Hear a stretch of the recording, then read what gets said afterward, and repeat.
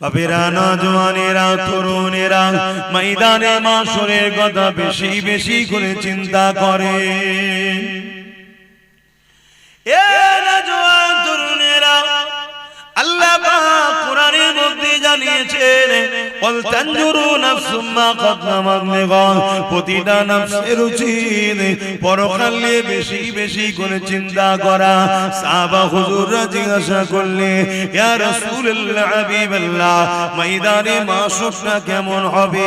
আল্লাহ নবী বলে দিলে, মাথার দুইটা ইখতিলাফ, এক হাত উপরে আল্লাহ সূর্যকে নামিয়ে দেবে, সূর্যে 12 গুণ তাপ আল্লাহ বাড়িয়ে দেবে। ওই দিন সূর্যের এত তাপ হবে, ওই তাপে লোহা যেমন আগুনে দিলে লাল হয়ে যায়, জমিনটা এরকম লাল হয়ে যাবে। ওই জমিনে মানুষ দাঁড়াতে পারবে না। এমনও পাপ পাওয়া যাবে, নিজের ছেলেকে জমিনে শুইয়ে দিয়ে তার বুকের উপরে পা দিয়ে দাঁড়িয়ে যাবে। এমনও ছেলে পাওয়া যাবে, নিজের বাপকে জমিনে শুইয়ে দিয়ে তার বুকের উপরে পা দিয়ে দাঁড়িয়ে যাবে। এমনও মেয়ে পাওয়া যাবে, তার মাকে জমিনে শুইয়ে দেবে। এমনও মা পাওয়া যাবে, তার মেয়েকে জমিনে শুইয়ে দেবে।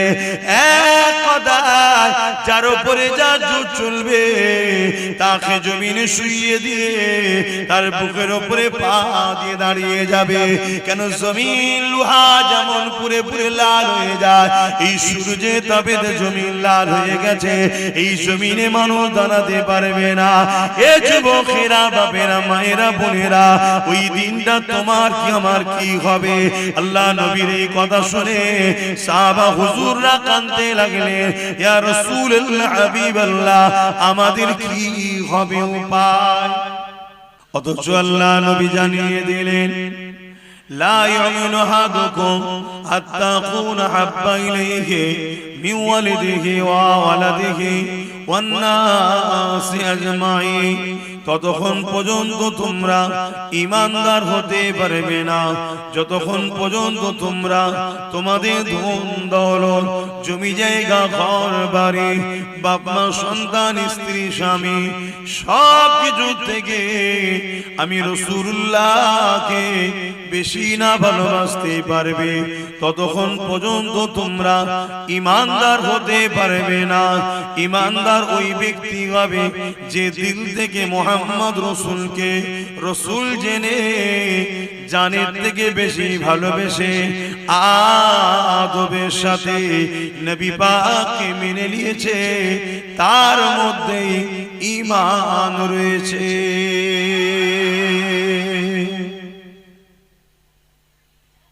আমাদের উচিত রাসূলের আলোচনা বেশি করে করা দরকার। আল্লাহ আমার নবীকে কি নিয়ামত করেছে, আর কেনই বা আলোচনা করবেন না বা কেনই শুনবেন না? আজ আমাদের যুবকরা বিভিন্ন জায়গায় ভিড় করে। আল্লাহ রাসূলের কথা, আল্লাহর কথা শোনার জন্য আমাদের ছেলেদেরকে বারবার বুঝিয়ে বুঝিয়ে ডাকতে হয়।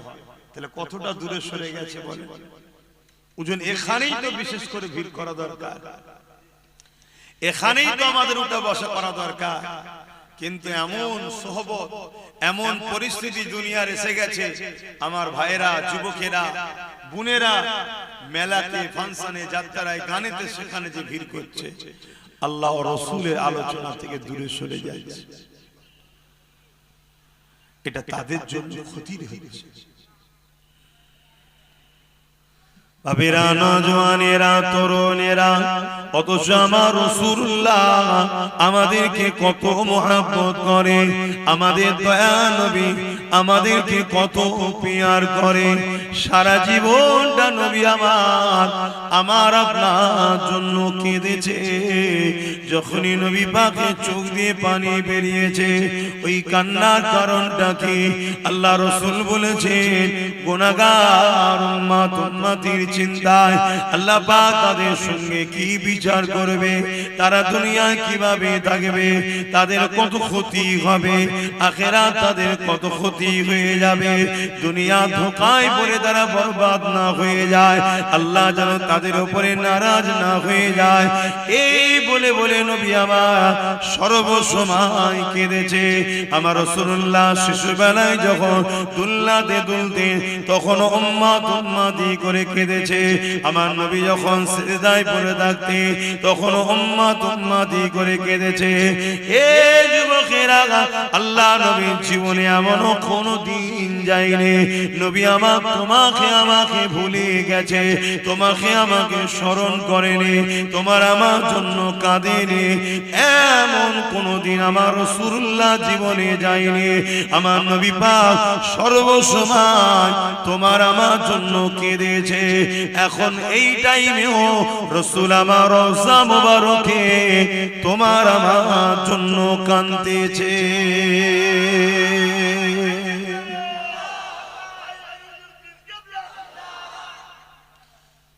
আমরা কি কখনো কাঁদলাম রাসূলের জন্য?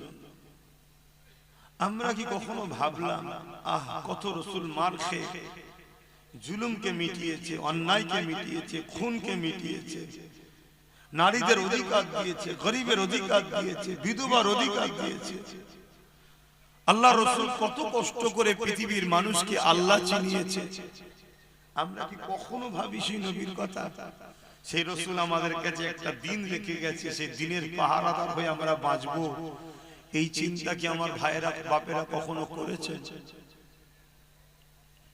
প্রত্যেকে যদি নিজের পরিবারটাকে গার্জিয়ান হয় যে আমার পরিবারে রাসূলের দ্বীনের বিরোধী কোনো কাজ হবে না, আমার পরিবারে আমি রাসূলের দ্বীনের পাহারাদার হব, তাহলেই তো সুন্দর একটা সমাজ গড়ে ওঠে। আল্লাহ বাজে দুনিয়াকে ফানা করে দেবেন, আল্লাহ বাজে দুনিয়াকে শেষ করে দেবে। এই সময়তে কতদিন দুনিয়া এইভাবে থাকবে আল্লাহ পাক ভালো জানে। যেদিন ময়দানে মাশরে বিচারের দিন ঘোষণা করবে আল্লাহ পাক সর্বপ্রথম আমার নবী পাককে উঠাবে। এ নওজওয়ানেরা, হযরত জিবরাইল আলাইহিস সালাম কে আর হযরত ইসরাফিল আলাইহিস সালাম কে আল্লাহ পাক জমিনে পাঠাবেন। ও হযরত জিবরাইল, ও হযরত ইসরাফিল বা মিকাইল ফেরেশতারা যাও, দুনিয়া জমিনে চলে যাও, আমার হাবিবকে কি আজকে উঠিয়ে নিয়ে আসো। হযরত জিবরাইল আলাইহিস সালাম দুনিয়া জমিনে চলে আসবে, তাম পৃথিবীটাকে তন্ন তন্ন করে খুঁজবে আমার রাসূল কোথায় রয়েছে। হযরতে জিবরাইল খুঁজে পাবে না, জমিন থেকে আওয়াজ দিতে লাগবে, ও রব্বি আল্লাহ, আপনার হাবিব কোথায় রয়েছে? আমি জিবরাইল খুঁজে পাচ্ছি না। আল্লাহ পাক বলবেন, জিবরাইল রে, জমিনে কান লাগে লাগে শোনো, যে খান থেকে দেখবে কান্নার আওয়াজ আসছে, ওই জায়গাতে আমার খাবে তিনার গুনাহগার উম্মত উম্মতিদের নাজাতের জন্য আমি আল্লাহ আমার কাছে কাঁদতেছে। আরো জোরে বলুন সুবহান। ভাবেন কত ভালোবাসা কে আছে? আমরা তো নিজেদের বাপের কথাই ভুলে যাই, বাপ ছেলের কথা ভুলে যাই এক সপ্তাহ যেতে না যেতে, কিন্তু কবে রাসূল আজও পর্যন্ত আমাদের কথা স্মরণ রেখেছে, এখন এই মুহূর্ত আমাদের জন্য কাঁদছে। আমাদের ভেতর থেকে যারা ক্ষতি করছে তাদের আকীদা হলো আমার নবী নাকি মরে গেছে, নবী শাফাআত, নবী নাকি বেঁচে নাই। বলুন নাউযুবিল্লাহ। আমার নবী হলেন হায়াতুন নবী। আমার নবী বলুন যুবকরা, সবাই বলুন হায়াতুন নবী। এইটা হলো আকীদা। যদি নবীকে হায়াতুন নবী না মেনে যদি মরা নবী বলে, ঈমান চলে যাবে। আর নবীকে হায়াতুন নবী মানা এটা হলো ঈমান, আকীদার মধ্যে একটা আকীদা। যদি গুনাহ করো বলে গুনার মাফ আছে, কিন্তু যাদের ঈমান নেই তাদের মাফ নাই। এটা মনে রাখবেন, রাসূল হলেন হায়াতুন নবী। আরো একবার বলুন, নবী হায়াতুন নবী। হযরতে জিবরাইল আলাইহিস সালাম জমিনের উপরে ডানা মারবে, জমিনটা দুচির হয়ে যাবে, দেখতে লাগবে আল্লাহ নবী সিজদায় পড়ে গিয়ে চোখের পানি ছেড়ে দিয়ে আল্লাহ নবী কাঁদতেছেন। হযরতে জিবরাইল আলাইহিস সালাম আমার নবী পাককে সালাম দেবে, নবী পাক সালামের জবাব দিয়ে মাথা তুলবে, ও হযরতে জিবরাইল কি ব্যাপার, বিচার কি হয়ে গেছে নাকি? তুমি আমার কাছে এসেছো কি ব্যাপার? কিয়ামত কি হয়ে গেছে? ময়দানে মাশর কি হয়ে গেছে? বিচার কি হয়ে গেছে? হযরতে জিবরাইল আলাইহিস সালাম বলবে, ইয়া রাসূলুল্লাহ হাবিবাল্লাহ, আপনি আপনার উম্মত উম্মতিদেরকে এত ভালোবাসেন, কিন্তু উম্মত উম্মতি আপনাকে ভুলে থাকতো। ইয়া রাসূলুল্লাহ হাবিবাল্লাহ, উম্মত উম্মতি আপনাকে স্মরণ করতো না, উম্মত উম্মতি আপনার সুন্নতে জীবন কাটাতো না, উম্মত উম্মতি আপনার দ্বীনের পক্ষে কাজ করতো না। উপরন্তু এমন উম্মত উম্মতি ছিল যারা আপনার দ্বীনের দুশমনদের সঙ্গে হাত মিলিয়ে দ্বীনের বড় ক্ষতির কারণ হয়েছে। ইয়া রাসূলুল্লাহ হাবিবাল্লাহ, আপনি সেই উম্মত উম্মতিদেরকে এখনো ভুলেননি, কাঁদতেছেন। আল্লাহ নবী বলেছিলেন জিবরাইল রে, আল্লাহ নবী বলবেন জিবরাইল রে, আমি রাসূলুল্লাহ আমার উম্মত উম্মতিদের বড়ই ভালোবাসি। এ নওজওয়ানেরা, আল্লাহ নবী বলবেন জিবরাইল বলো হিসাব হয়ে গেছে নাকি? হযরত জিবরাইল আলাইহিস সালাম বলবে, না ইয়া রাসূলুল্লাহ, আল্লাহ পাক আপনাকে আগে উঠাতে বলেছে, আমার রাসূলুল্লাহ উঠবেন। এই যুবকেরা ময়দানে মাশরে হাজির হবে, আমার নবী পাকের নূরের মাথা মোবারকে আল্লাহ পাক শাফাআতের তাজ পরিয়ে দেবে। আহলে সুন্নাত ওয়াল জামাতের আকীদা নবী শাফাআতুন নবী, জোরে বলুন সুবহানাল্লাহ, বলুন নবী শাফাআতুন নবী, জবান খুলে বলুন নবী। যারা আমাদের ভেতর থেকে ক্ষতি করছে, ঈমান লুটছে, তাদের আকীদা নবী শাফাআত করতে পারবে না, বলুন নাউযুবিল্লাহ। তাহলে আমাদের থেকে নবীকে কিভাবে সরাচ্ছে? যদি কোনো যুবকের দিলে আকীদা হয় নবী শাফাআত করতে পারবে না, তাহলে তার প্রেম কেন থাকবে নবীর উপরে? আর যখন যুবকের দিলে আকীদা হবে কিয়ামতের কঠিন দিনে আমার বাপ আমার হবে না, মা আমার হবে না, কেউ হবে না, হুজুর আমায় বাঁচাবে, জোরে বলুন সুবহানাল্লাহ, তার মহব্বত বাড়বে না কমবে? তাহলে আমাদেরকে কিভাবে হুজুর থেকে সরাচ্ছে? কেন এই মহব্বত কমাচ্ছে? একটাই কারণ, ঈমান যাতে চলে যায়। আর ঈমান চলে গেলে 1 কোটি মরা মানুষ দ্বারা কোনো উপকার লাগবে? 1 লক্ষ কোটি বেঈমানের দ্বারা কোনো কাজে লাগে না। কথা বুঝে আসছে? আমাদেরকে বেঈমান করতে চাইছে। বাবেরা, নওজওয়ানেরা, তরুণেরা ময়দানে মাশরের কথা বেশি বেশি করে চিন্তা করে। এ নওজওয়ান তরুণেরা, আল্লাহ পাক কোরআনের মধ্যে জানিয়েছেন, ওয়াল তানজুরু নাফসুম মা কদ্দামাত লিগাদ, প্রতিটা নফসের উচিত পরকালে বেশি বেশি করে চিন্তা করা। সাহাবা হুজুররা জিজ্ঞাসা করলে, ইয়া রাসূলুল্লাহ হাবিবাল্লাহ, ময়দানে মাশরটা কেমন হবে? আল্লাহ নবী বলে দিলে, মাথার ইখতিলাফ, এক হাত উপরে আল্লাহ সূর্যকে নামিয়ে দেবে, সূর্যে 12 গুণ তাপ আল্লাহ বাড়িয়ে দেবে। ওই দিন সূর্যের এত তাপ হবে, ওই তাপে লোহা যেমন আগুনে দিলে লাল হয়ে যায়, জমিনটা এরকম লাল হয়ে যাবে। ওই জমিনে মানুষ দাঁড়াতে পারবে না। এমনও পাপ পাওয়া যাবে, নিজের ছেলেকে জমিনে শুইয়ে দিয়ে তার বুকের উপরে পা দিয়ে দাঁড়িয়ে যাবে। এমনও ছেলে পাওয়া যাবে, নিজের বাপকে জমিনে শুইয়ে দিয়ে তার বুকের উপরে পা দিয়ে দাঁড়িয়ে যাবে। এমনও মেয়ে পাওয়া যাবে, তার মাকে জমিনে শুইয়ে দেবে, এমনও মা পাওয়া যাবে তার মেয়েকে জমিনে শুইয়ে দেবে।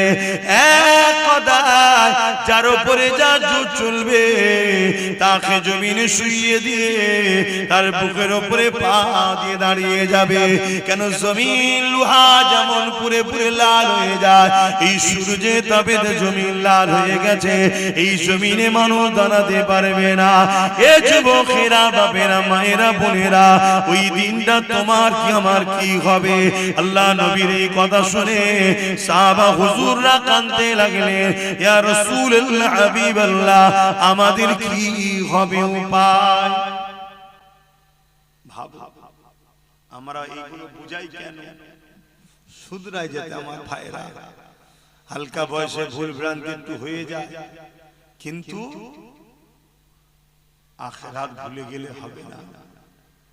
মৃত্যু কত তোমার আমার আশপাশের মানুষ সব এসেছিল, এক এক করে সব চলে গেছে। দেখো আমার অনেক ভাই বোন, তারা আমাদেরই ভাই হবে জানি মনে হচ্ছে, দেখো বাইরে দাঁড়িয়ে আছে। অনেক ভাই আছে দেখো এই দিকে দাঁড়িয়ে আছে। এই যে আমার ভাইয়েরা এগুলো করছে, এখন তো উচিত না, এগুলো কি উচিত? আপনারা কি বলছেন, এটা কি উচিত? তারা তো আমাদেরই ভাই নাকি, আমাদেরই তো নাকি। তাহলে এগুলো তো বুঝতে হবে যে যাই একটু বসি, এখানে বসলে গুনাহ মাফ হয়, কিন্তু হাই নসিব যদি আল্লাহ না চায় হয় না, এটাও ঠিক কথা। আল্লাহ যদি না চায় হয় হয়।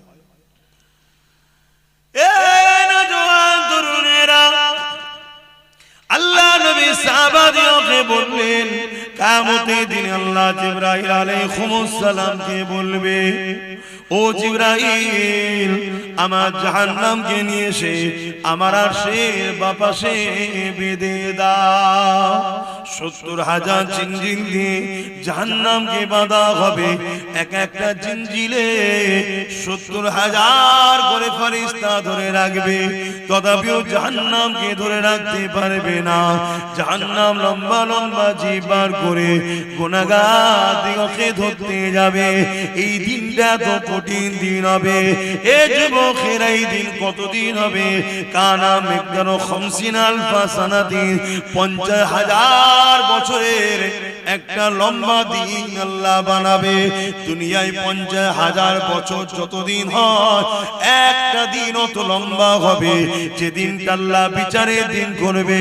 এ যুবকেরা, তরুণীরা, বাপেরা, ওই কঠিন ময়দানে মাসুরে কি হবে?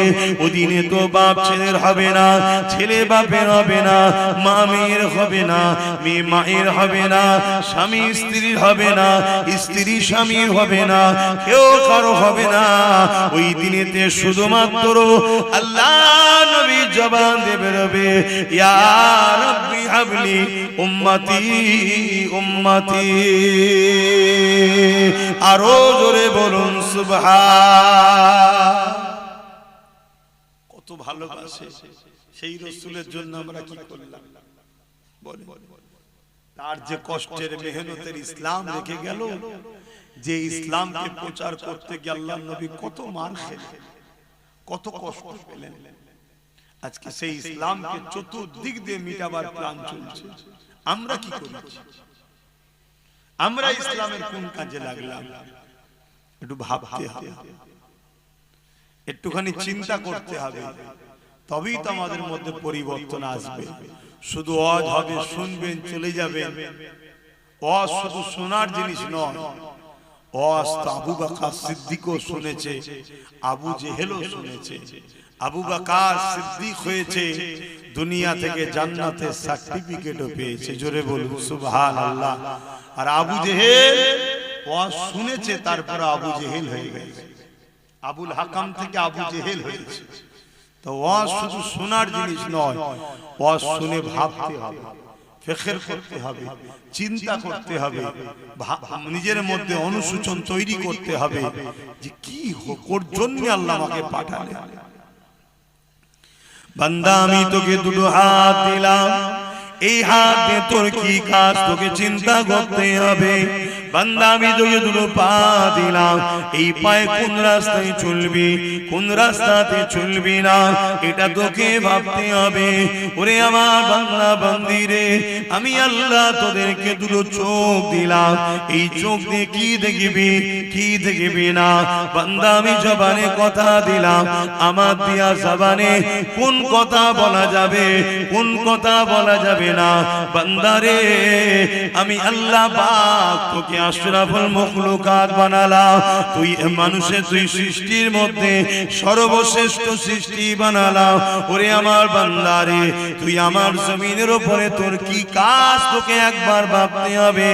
এটা বোঝাবার জন্য এটা জানাবার জন্য কদ জাআকুম মিনাল্লাহি নূরুন ওয়া কিতাবুম মুবিন, আমি দুটো জিনিস আমার পক্ষ থেকে পাঠালাম। একটা হলো 30 পারা প্রকাশ্য কোরআন কিতাব, আর একটা হলো ওই কোরআনকে বুঝাবার জন্য সাহেবে কোরআন মুহাম্মাদুর রাসূলুল্লাহ। এ আমার বান্দা বান্দি রে, এই দুটোকে অনুসরণ কর। কোরআনকে তোদের জন্য গাইড করলাম, মুহাম্মদ রাসূলুল্লাহকে মডেল বানিয়ে দিলাম। মুহাম্মদ রাসূলুল্লাহ হলো কোরআনের বাস্তব তোদেরকে দেখাবে। তোরা জিন্দেগিতে চলার পথে উঠা বসা জিন্দেগির প্রতিটা মুহূর্তে আমার নবীকে ফলো করবি, নামাজ পড়বি আমার রাসূলকে দেখ, রোজা রাখবি আমার রাসূলকে দেখ, হজ করবি আমার রাসূলকে দেখ, দান খয়রাত করবি রাসূলকে দেখ, সংসার করবি রাসূলকে দেখ। তোদের ধর্মনীতি আমার রাসূলুল্লাহর হুকুম অনুযায়ী হবে, তোদের সমাজনীতি আমার নবী যেভাবে করেছে এইভাবে করবি, তোদের প্রতিবেশী নীতি আমার নবী যেভাবে করেছে করবি, তোদের এডুকেশন নীতি আমি নবী যেভাবে শিখিয়েছে এইভাবে করবি। ওরে আমার বান্দা বান্দি রে, তোদের অর্থনীতি তোদের রাজনীতি তোদের রাষ্ট্রনীতি তোদের মানবতা নীতি সব কিছুটা আমার রাসূলুল্লাহকে অনুসরণ করে করবি। কেননা মাআকুমুর রাসূল ফাখুযুহু ওয়া মা নাআকুম আনহু, আমার নবীর হায় হ্যাঁ বল, আমার নবী নাই না বল, আমার নবী যা আদেশ করেছে মেনে নে, আমার নবী যা নিষেধ করেছে ছেড়ে দে, তাহলে তোরা কামিয়াবি হয়ে যাবি। এই কঠিন দিনে তাদের কোনো চিন্তা হবে না, কেননা তাদের জন্য রয়েছে আমি আল্লাহ আমার আরশের ছায়া।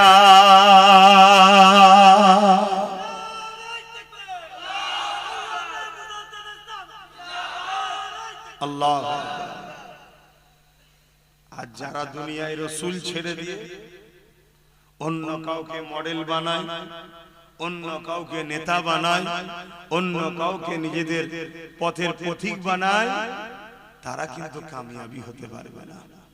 উলামাদেরকে আমরা ভালোবাসবো, পীরকে ভালোবাসবো, আলেমকে ভালোবাসবো, ইমামকে ভালোবাসবো, উদ্দেশ্য একটাই, পীর আলেম উলামা মুফতি যেই হোক যদি আমাকে রাসূলের সঙ্গে জুড়তে চায় তবে তাকে ভালোবাসবো, উদ্দেশ্য থাকবে রাসূল।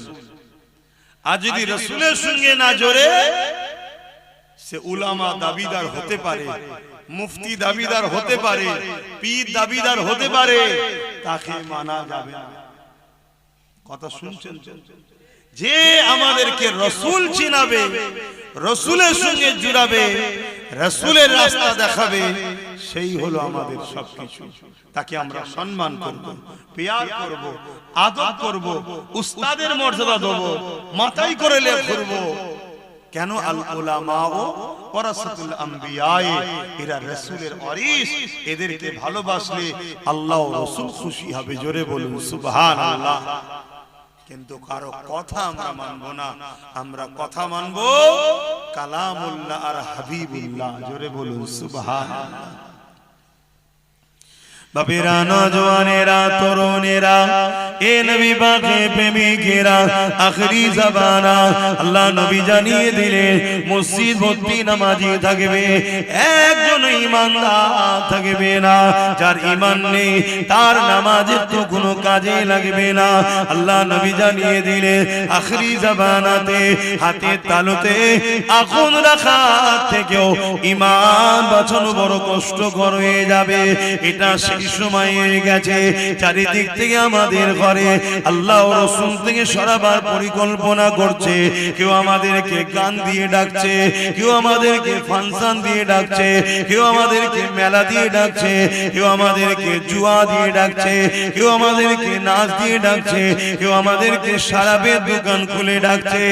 এই যুবকেরা তরুণেরা আবার কেউ আমাদেরকে দাড়ি টুপি কোরআনের মাহফিলের নামে ডেকে নিয়ে গিয়ে আমার রাসূলুল্লাহর আদব মর্যাদাকে খাটো করে দিয়ে আমাদের ঘরে রাসূল থেকে দূরে সরিয়ে দেওয়ার পরিকল্পনা করছে।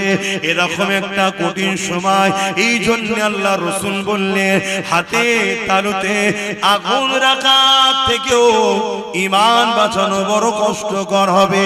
সেটা এই সময় এসে গেছে।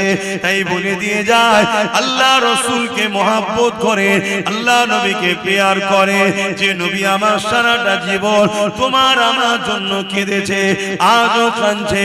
কিয়ামতের এই কঠিন দিনেতে যখন নামন করে জাহান্নাম লম্বা লম্বা শিকাবার করে গুনাহগারদের ধরতে যাবে, ওই সময় জিবরাইল আলাইহিস সালাম ঘোষণা দেবে আল্লাহর জাহান্নাম উম্মতে মুহাম্মাদির দিকে তেরে তেরে যাচ্ছে। ওই সময়তে আমার আল্লাহ রাসূলের কানে এই আওয়াজটা যখন চলে যাবে, নবী আমার আল্লাহর আরশে আজিমের উপরে মাকামে সম্মানে সিংহাসনে বসে শাফাআতে তাজ পরে বসে থাকবে। এই কথা যখনই রাসূলুল্লাহর কানে যাবে, নবী আমার ওখান থেকে নেবে মাকামে মাহমুদ বলে একটা জায়গা আছে, ওই জায়গাতে সিজদায় পড়ে যাবে, চোখের পানি ফেলে কাঁদতে থাকবে। এত তারিফ প্রশংসা আল্লাহর করবে, ইতিপূর্বে আল্লাহ তারিফ প্রশংসা এত কেউ করতে পারেনি।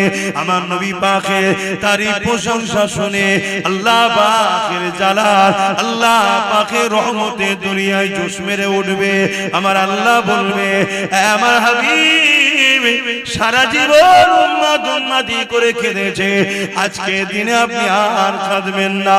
আমি আল্লাহ ওয়াদা করেছিলাম ওয়ালা সাওফা ইউতিকা রাব্বুকা ফাতারদা, যত চিরে আপনাকে এত দিয়া দেব যতক্ষণ পর্যন্ত আপনি খুশি না হবেন, আপনার দোয়া আজকে আমি আল্লাহ কবুল করব।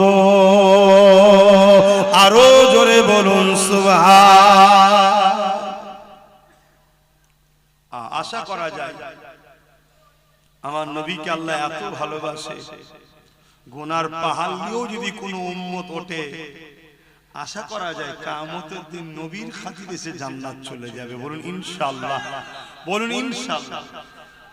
কিন্তু ওই উম্মত গুলোকে দেখে বড় আফসোস লাগে যারা নবীর দ্বীনকে মিটাচ্ছে। আজ আমার উম্মত ভাইরা আছে দ্বীন মিটাচ্ছে, গান শোনা দিন মিটানো নাই, নিজেকে মিটাচ্ছে। কিন্তু গানের আড্ডা তৈরি করা, মুসলমানের ছেলে মেলা দেয়, মুসলমানের ছেলে জুয়ার আড্ডা দেয়, মুসলমানের ছেলে ফাংশনের নেতৃত্ব দেয়, তার মানে কি পাপের আখড়া তৈরি করলো। এটা ইসলামকে মিটানোর সমান পাপ। শুনছো আমার ভাইরা? এই কথাগুলো বলা দরকার আছে না? হতে পারে আমার সেই সকল ভাইদের কানে যেতে যেতে আল্লাহ চাইলে একদিন তাকে হিদায়াত হয়ে যেতে পারে। আর যদি পরিবর্তন হয়ে যে মেলা ফাংশন গান বন্ধ করে দেয়, তাহলে সে ভাইটা তো বেঁচে যাবে। গুনাহ করে ফেলেছে, আশা করা যাচ্ছে আল্লাহ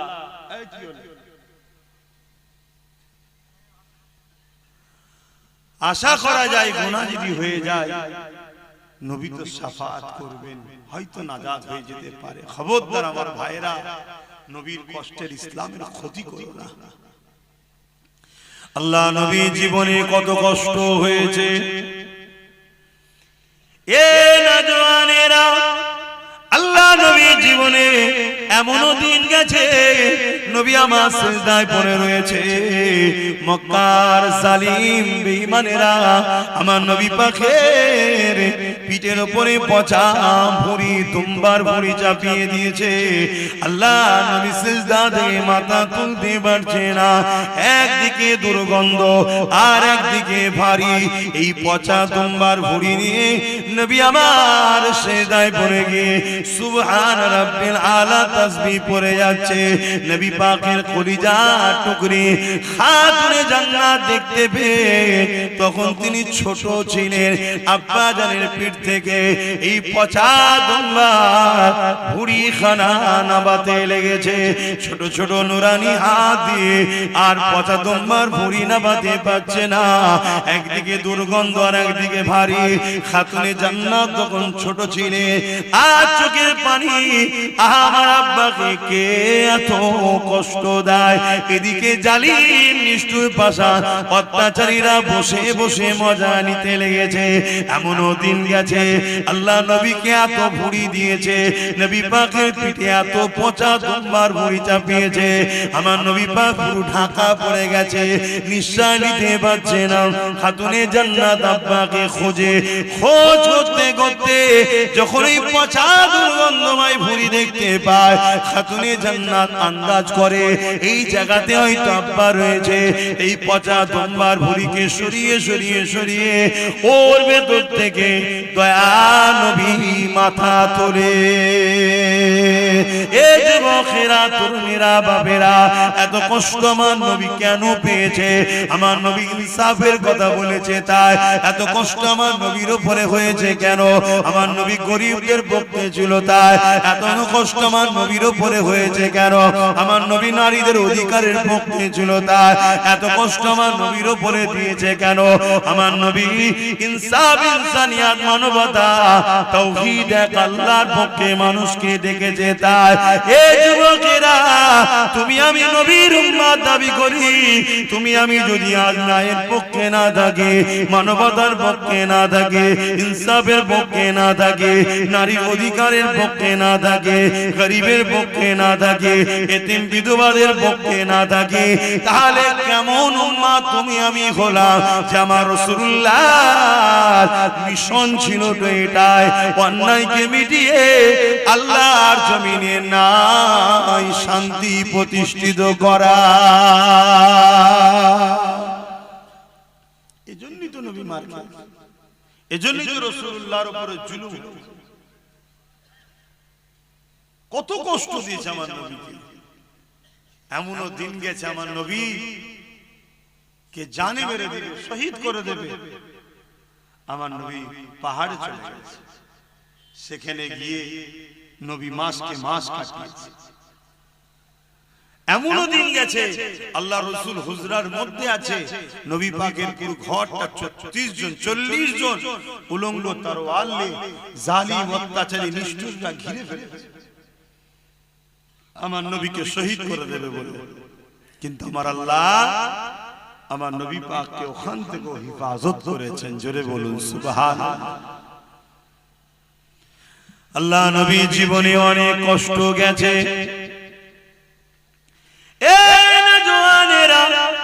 আল্লাহ নবী যখন মক্কার মানুষের কাছে দিনের কথা বলে, মক্কার মানুষ শুনতে চায় না।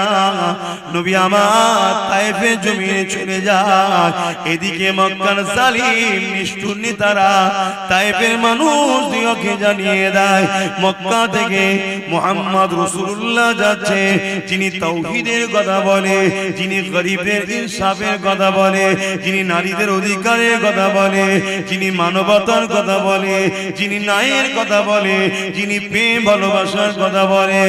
এই তায়েফের সরদারেরা মুহাম্মদ রাসূল যা বলে ঠিকই সত্য কথা বলে, কিন্তু মুহাম্মদ রাসূলের কথা মতো চললে আমরা যে মানুষের উপরে সন্ত্রাসী করে টিকে রয়েছি, মানুষের উপরে আতঙ্ক করে টিকে রয়েছে, মানুষকে ভয় খাইয়ে টিকে রয়েছে, মুহাম্মদ রাসূলের কথা যদি মেনে নেওয়া যায় তাহলে আমাদের অন্যায় অত্যাচারের সাম্রাজ্য মিটে যাবে। এই মুহাম্মদ রাসূলকে তায়েফে জমিনে ঢুকতে দিও না, তাকে বাধা দাও, বাধা দাও। আজকে দিনে তো সেই রাসূলুল্লাহর পক্ষে যারা কথা বলে তাদেরকে বিভিন্ন মাহফিলে বাধা দেওয়া হয়, তাদেরকে বিভিন্ন জায়গায় রোকা হয়। কেন রোকা হয়? এরা গেলে মুহাম্মদ রাসূলের কথা বলবে, এরা ইনসাফের কথা বলবে, এরা ইনসানিয়তের কথা বলবে, এরা মানবতার কথা বলবে। কেন? আল্লাহ কোরআনের মধ্যে জানিয়ে দিয়েছে, এ দুনিয়ার মানুষেরা, কুনতুম খায়রা উম্মাতিন উখরিজাত লিন-নাস তা'মুরুনা বিল মারুফ ওয়া তানহাউনা আনিল মুনকার। আল্লাহ আমাদেরকে দুটো কাজ দিয়েছে, অন্যায়কে মিটিয়ে দাও, ন্যায়কে প্রতিষ্ঠিত করো। এই অন্যায় মিটাতে গিয়ে যদি তুমি শহীদ হয়ে যাও, অন্যায়কে মিটাতে গিয়ে জালিমদের হাতে যদি মারা পড়ে যাও, এ যুবকেরা, আল্লাহ রাসূল জানালেন তাদের জন্য মরণের আগে, জান বেরোবার আগে আল্লাহর জান্নাতকে দেখিয়ে দেওয়া হয়। আর যদি এই লড়াইয়ে লড়তে গিয়ে, ন্যায়কে প্রতিষ্ঠিত করতে গিয়ে, অন্যায়কে মিটাতে গিয়ে, আর যদি এই লড়াইয়ে কেউ গাজী হয়ে যায়, বিজয় হয়ে যায়, আমার আল্লাহ তাকে দুনিয়াতে গাজীর সম্মান দেয় এবং পরকালে পুরস্কার জান্নাতে রেখেছে।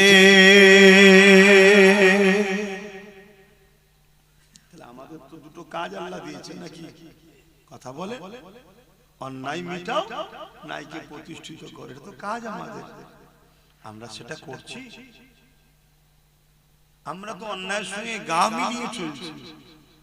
আমরা তো জুলুম বন্ধ করা ছেড়ে দিয়ে জুলুম করছি। আমাদের অনেকের ধারণা হয়ে গেছে ইসলাম নামাজ, রোজা, দাড়ি, টুপি, হজ, যাকাত, নামাজ পড়লেই হয়ে গেছে, রোজা রেখে নিয়েছি হয়ে গেছে, একবার হজ করলেও মিটে যাবে। এটা ইসলাম শুধু নয়। হ্যাঁ, এটাও ইসলাম, কিন্তু শুধু এটা নয়। সমাজে এতিমের উপরে জুলুম হবে, আপনি এতিমের পাশে দাঁড়াবেন না, আর আপনি বলছেন আমি নামাজ পড়েছি। সমাজে বিধবার উপরে অত্যাচার হবে, আপনি তার পাশে দাঁড়াবেন না, আপনি বলছেন আমি রোজা রেখেছি। মানুষ মসজিদগুলোকে যেভাবে কারুকার্য ভাবে করছে, হ্যাঁ আল্লাহর ঘরকে ভালোবাসেন, করুন, কিন্তু অপরদিকে এই সমাজের গরিবদের ঘরে মানুষ দেখে, আল্লাহর ঘর কাঁচা হলেও নামাজ হয়ে যাবে, কিন্তু গরিব যদি খেতে না পায়, ওই সমাজের প্রত্যেককে কিয়ামত দিন আল্লাহর কাছে জবাব দিতে হবে। কথা শুনছেন তো নাকি? হ্যাঁ, আপনি প্রতিবেশী, আপনার প্রতিবেশীর খোঁজ নিতে হবে না? এটা কি ইসলাম নয়? কিয়ামতের দিন অনেক লোককে আল্লাহ ধরবে, তুমি কোথায় যেতে চাও? সে বলবে আল্লাহ আমি নামাজ, রোজা, হজ, যাকাত করেছি, আমি জান্নাতে যেতে চাই। আমার আল্লাহ তখন বলবে, আবু দাউদ শরীফের হাদিস, দুনিয়ায় যখন আমি ভুখা ছিলাম, ক্ষুধার্ত ছিলাম, তুমি কি তখন আমায় খেতে দিয়েছিলে? বান্দা তো অবাক হয়ে যাবে কিয়ামতের দিন, আল্লাহ আপনি তো আল্লাহুস সামাদ, কারো মুখাফিক কি নাই, ক্ষুধার্তর তো মুখাফিক কি আপনি নন, তাহলে আপনাকে কেন খেতে দিতে হবে? আমার আল্লাহ বলবেন, তোমার গ্রামে অমুক ঘর, অমুক গরিব, অমুক এতিম, সে তো ক্ষুধার্ত ছিল, সেটা কি আমার নয়? ওকে যদি দিতে আমাকে দেয়া হতো, ওকে দিওনি, আমাকে দিওনি, আমি তোমায় আজ জান্নাত দেব না। আজকে বলুন, গরিবদের পাশে কেউ আছে? বলেন, আমার কথা বলেন, গরিবদের কেউ দেখে? এটা কি ইসলাম নয়?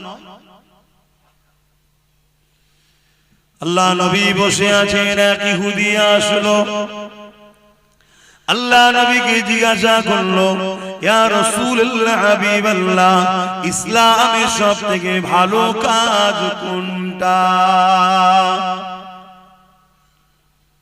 আল্লাহ নবী নামাজের কথা বলেনি, রোজার কথা বলেনি, হজের কথা বলেনি, দাড়ি টুপির কথা বলেনি, জুব্বা পাগড়ির কথা বলেনি, মসজিদ মাদ্রাসা বানানোর কথা বলেনি। আল্লাহ নবী বলেছিলেন ইসলামে সব থেকে ভালো কাজ হলো ক্ষুধার্ত মানুষকে খানা খাওয়ানো।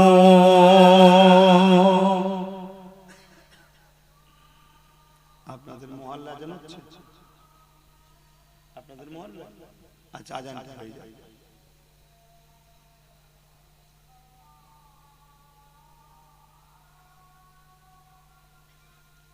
খুব ঠান্ডা এই এলাকাটায়। হ্যাঁ, আমি ভাবতেই পারছি আমি ঠান্ডায় খুব নিজে জড়ো হয়ে গেছি।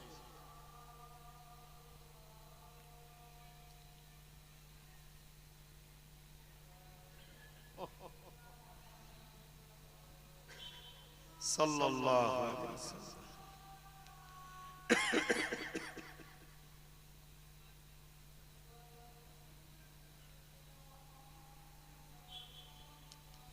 সাল্লাল্লাহু আলাইহি ওয়াসাল্লাম। কুররাত আইনা বিকা রাসূলুল্লাহ।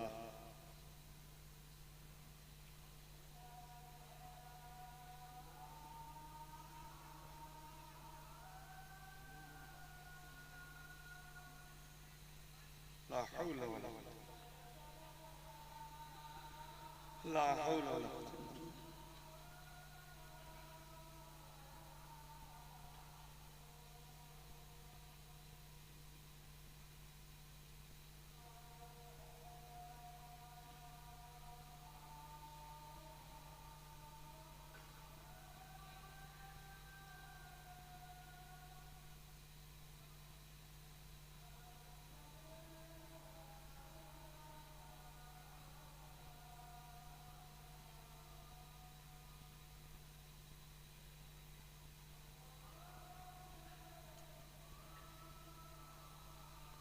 الله الله الله.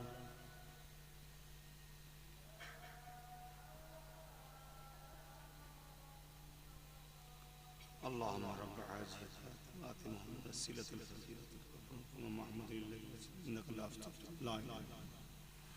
درود الشريف. اللهم صل على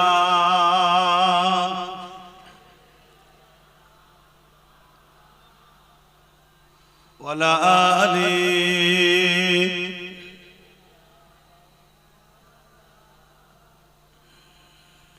मेरी उल्फत मदीने से यूं ही नहीं, मेरे आका का रोज़ा मदीने में है। मैं मदीने की जानिब न कैसे खींचूं, मैं मदीने की जानिब न कैसे खींचूं, मेरा दीनो दुनिया मदीने में है। मेरी उल्फत मदीने से यूं ही नहीं, मेरे आका का रोज़ा मदीने में है। अर्ज़ अजीब से बढ़ के जिसका बड़ी शान है,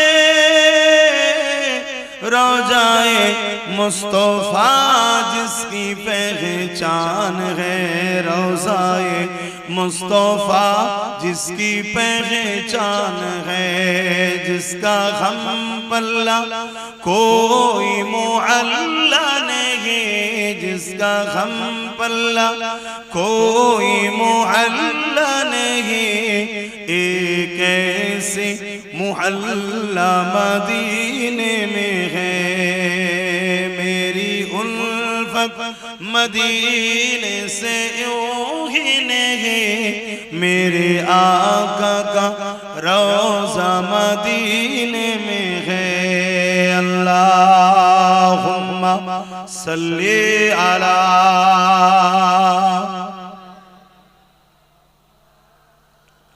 জোরে জোরে পড়েন, আপনাদের দেখে তো আমারও ঘুম পাচ্ছে।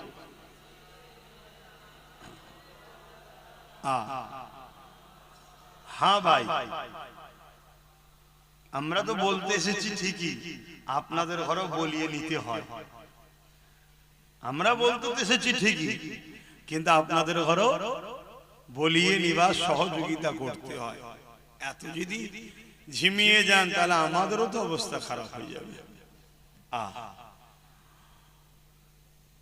তাহলে ইসলাম সব থেকে ভালো কাজ হলো ক্ষুধার্ত মানুষকে খানা খাওয়ানো। জোরে বলুন সুবহানাল্লাহ। আল্লাহ নবী বলছেন কেউ যদি এতিমের মাথায় হাত বোলায় সেজন্য আমি রাসূলুল্লাহ আমার মাথায় হাত বোলালো। জোরে বলুন সুবহানাল্লাহ। কেউ যদি এতিমের পরনের কাপড় দেয় সেজন্য আমি রাসূলুল্লাহ আমাকে কাপড় দিল। কেউ যদি এতিমের পিপাসা মিটায় আমি রাসূল তার ময়দানে মাশরে আবে কাউসারের পানি দিয়ে পিপাসা মিটাবো। জোরে বলুন সুবহানাল্লাহ। আর আজকে এতিমদের অবস্থা কি? এই কঠিন ঠান্ডায় রাস্তাঘাটে ফুটপাতে দেখা যায় না হাজার হাজার বাচ্চা এতিমরা কত কষ্টে কাটাচ্ছে তারা। আজ আমাদের আছে আমরা জড়িয়ে একটু গরম হয়ে যাচ্ছে, কিন্তু গরিব এতিমদের কি হয় এগুলো ভাবতে হবে। এটাই দরদ, মানুষের উপর দয়া মায়া থাকা দরকার। আল্লাহ পাকের এক বান্দি ছিলেন যে সমাজে নোংরা কাজ করে বেড়াতো মেয়েটা, কিন্তু একদিন পাপ কাজ করে ফিরছে আর দেখছে একটা কুকুর একটা কুয়া, দেখবেন কুয়ার উপরটা ঘিরা থাকে যাতে কেউ না পড়ে যায়, ওর উপরে উঠছে আর নামছে। পানি তো পান করতে পারছে না, পিপাসা লেগেছে। আল্লাহর এই বান্দিটা দেখে মনে দয়া হয়েছে যে বান্দি কত পাপ রাস্তায় ছিল, তাকে পানি পান করিয়েছে। কুকুরটাকে দু কদম যেতে না যেতে গায়েবী আওয়াজ এসছে, তুমি এমন একটা ভালো কাজ করলে, তুমি এই মুহূর্তে তওবা করো, আমি তোমার গুনাহ মাফ করে দিতে চাই। জোরে বলুন সুবহানাল্লাহ। সে তওবা করেছে, আল্লাহ তাকে মাফ করে দিয়েছে। তাহলে বলো আমাদের জীবনে ভুল হতে পারে। একটা অবলা পশুকে যদি ভালোবাসলে আল্লাহ তার মাগফিরাত দেয়। আমরা আল্লাহ শ্রেষ্ঠ মখলুক মানুষ, সে অন্য ধর্মেরও হতে পারে, হিন্দু হতে পারে, খ্রিস্টান, মতো আদিবাসী হতে পারে, গরিব যদি হয়। আর আমার কওমের ভাইদের মধ্যেও তো প্রচুর গরিব আছে, তার পাশে যদি দাঁড়ায় আল্লাহ কি আমাদের উপর দয়া করবে না? দয়া করবে। আল্লাহ নবীর ঘরে শিক্ষা কেমন ছিলেন দেখেন। হযরতে খাতুনে জান্নাত তিনি এমন করে হযরত ইমামে হাসান হুসাইন দুই ভাই অসুস্থ হয়েছে, তাই তিনাদের সুস্থতার জন্য খাতুনে জান্নাত নিয়ত করলেন, মান্নত করলেন, ও রব্বি আল্লাহ আমার বাচ্চা দুটো সুস্থ হয়ে গেলে আমি আপনার খুশির জন্য তিনটে রোজা রাখার মান্নত করলাম, নিয়ত করলাম। আল্লাহ পাকের দয়াতে ইমামে হাসান হুসাইন পাক দুই ভাই সুস্থ হয়ে গেলে, তখন ছোট ছোট তিনারা ছিলেন। এই সুস্থ হয়ে যাওয়ার দরুন হযরতে খাতুনে জান্নাত মাওলা আলী শেরে খোদার সঙ্গে আলোচনা করলে, আমার প্রাণের স্বামী আমি আল্লাহ পাকের কাছে এই বলে মান্নত করেছিলাম, হাসান হোসেন সুস্থ হয়ে গেলে আমি তিনটে রোজা রাখবো। আল্লাহ পাক সুস্থ করে দিয়েছে, তাই আমি রোজা রাখার ইচ্ছা প্রকাশ করছি। হযরতে মাওলা আলী বলেছিলেন, এ খাতুনে জান্নাত আপনি একা কেন রাখবেন, আমিও আপনার সঙ্গে রোজা রাখবো। হযরতে মাওলা আলী রোজা রাখলে, খাতুনে জান্নাত রাখলে, হযরত ইমামে হাসান হোসেন তিনারাও উঠে পড়লেন, তিনারাও বলতে লাগলে, আম্মা জান আমরাও সেহরি খাবো, রোজা রাখবো। এ যুবকেরা, ঘরে একটা কাজের মানুষ ছিল যার নাম হলো ফিজ্জা, তিনিও বললেন, আম্মা আমাকে ইজাজত দেয়া হোক, আমিও নফল রোজা রাখবো। চারজন পাঁচজন হয়ে গেল রোজা রাখা, সেহরি খেতে লেগেছে। কি সেহরি খাচ্ছে? এ যুবকেরা, বাপেরা মন দিয়ে শোনো গো, ঘরে কিছুই নাই, পানি দিয়ে সেহরি করা হচ্ছে, শুধু পানি। দোনো জাহানের সুলতানের বেটির ঘরের কথা বলছি, শুধু পানি। বাপেরা, নওজওয়ানেরা, তরুণেরা, এই সময়তে মাওলা আলী সকাল হয়ে যায়, হুজুর আমার কাজে খোঁজে বেরিয়ে গেলে, কেননা ইফতারে যদি কিছু পাওয়া যায় এর জন্য তিনি কাজে বেরিয়ে গেলে। খাজুরের বাগানে পানি দেওয়ার কাজ করতে লাগলে, এতে সামান্য কিছু আল্লাহ মিলালে, তা থেকে জবের আটা, রুটি এবং কিছু খাজুর কিনে নিয়ে এলে। যখন ইফতার সাজানো হয়ে গেছে, আজানের অপেক্ষা রয়েছে, ইফতার করবে। হঠাৎ করে দরজার গোড়ায় এক অচেনা মুসাফির আওয়াজ দিয়ে বলতে লাগলো, এ খাতুনে জান্নাত, এ নবীর কলিজা টুকরি ফাতেমা, এ আহলে রাসূলরা, আমি বড় ক্ষুধার্ত রয়েছে, কয়েকদিন আমার খাওয়া হয়নি। নবীর ঘর থেকে আমরা ফিরে যাব, আহলে রাসূলের ঘর থেকে খালি হাতে ফিরে যাব, এটা হতে পারে না। আমাকে কিছু দেন। হযরতে খাতুনে জান্নাত দেখলো ইফতারটা এত সামান্য রয়েছে, ওই মানুষটাকে সব যদি না দেয়া যায় একটা মানুষের পেটও ভরবে না। তাই খাতুনে জান্নাত ওই ইফতারের পাত্রটাকে নিয়ে হযরতে মাওলা আলী স্বামীকে দিয়ে দিলে, যান এই মুসাফিরটাকে দিয়ে দেন, ওই গরীব ক্ষুধার্তটাকে দিয়ে দেন। হযরতে খাতুনে জান্নাতের কথা শুনে মাওলা আলী বলল, না, আমার বাচ্চা দুটো রোজা রেখে আছে, তারা ইফতার কি করবে? তুমি আমি না হয় বড় মানুষ নাই করলা, দুটো ছোট্ট ছোট্ট বাচ্চা তারা রোজা রেখে সারা দিন রয়েছে, সেরিতে পানি খেয়েছে, তারা কি ইফতার করবে? একবার মাওলা আলী বলল, না। মাওলা আলী ইফতারের থালিটা নিয়ে গিয়ে, পাত্রটা নিয়ে গিয়ে ওই মুসাফিরটাকে দিয়ে দিল। মুসাফির চলে গেল, মান্যতে রোজা ছিল, পরের দিন আবার সেরিতে খাতুনে জান্নাত উঠলো, মাওলা আলীও উঠলো, ইমামে হাসান হোসেন উঠলো, ওই ফিজ্জা নামের কাজের মানুষটা উঠলো। 5 জনায় আবার সেরিতে পানি খেলে, আবার রোজা নিয়ত করে নিলে, আবার মাওলা আলী দিনের বেলা কাজের জন্য বেরিয়ে গেলে, আবার সামান্য কিছু অর্থ মিলল, তা থেকে আবার কিছু জবের আটা, রুটি আর কিছু খাজুর কিনে নিয়ে এসে ইফতারির জন্য তৈরি হতে লাগলো। আজানের অপেক্ষায় রয়েছে দ্বিতীয় দিনে সে ইফতারেতে। হঠাৎ করে দরজার গোড়ায় আবার প্রথম দিনের ন্যায় একজন মুসাফির এসে সালাম দিয়ে আওয়াজ দিলে, এ আহলে রাসূলরা, আমি বড় ক্ষুধার্ত রয়েছি, আমাকে কিছু খেতে দেন, আমাকে ফিরিয়ে দেবেন না। হযরতে খাতুনে জান্নাত প্রথম দিন স্বামীর হাতে তুলে দিয়েছিল। মায়ের নকশা কদমে চলে বাচ্চারা, এই জন্য বলা হয় বাচ্চাদের প্রথম শিক্ষিকা হলো মা। তাই হযরতে ইমাম হোসেন পাক উঠে দাঁড়িয়ে গেলেন, ওই ইফতারের পাত্রটা নিলেন, সোজা গিয়ে ওই মুসাফিরের হাতে দিয়ে ঘরে এসে বসে পড়লেন। যে আজান দিল, পানি দিয়ে ইফতারটা করে নিল। এ যুবকেরা, তরুণেরা, দ্বিতীয় দুটো রোজা রাখা হয়ে গেল। তৃতীয় দিনে সেহরিতে আবার খাতুনে জান্নাত উঠলো, মাওলা আলী উঠলো, ইমাম হাসান হোসেন উঠলো, ফিজ্জা নামে মানুষটা উঠলো, ফিজ্জা নামে কাজের মহিলাটা উঠলো।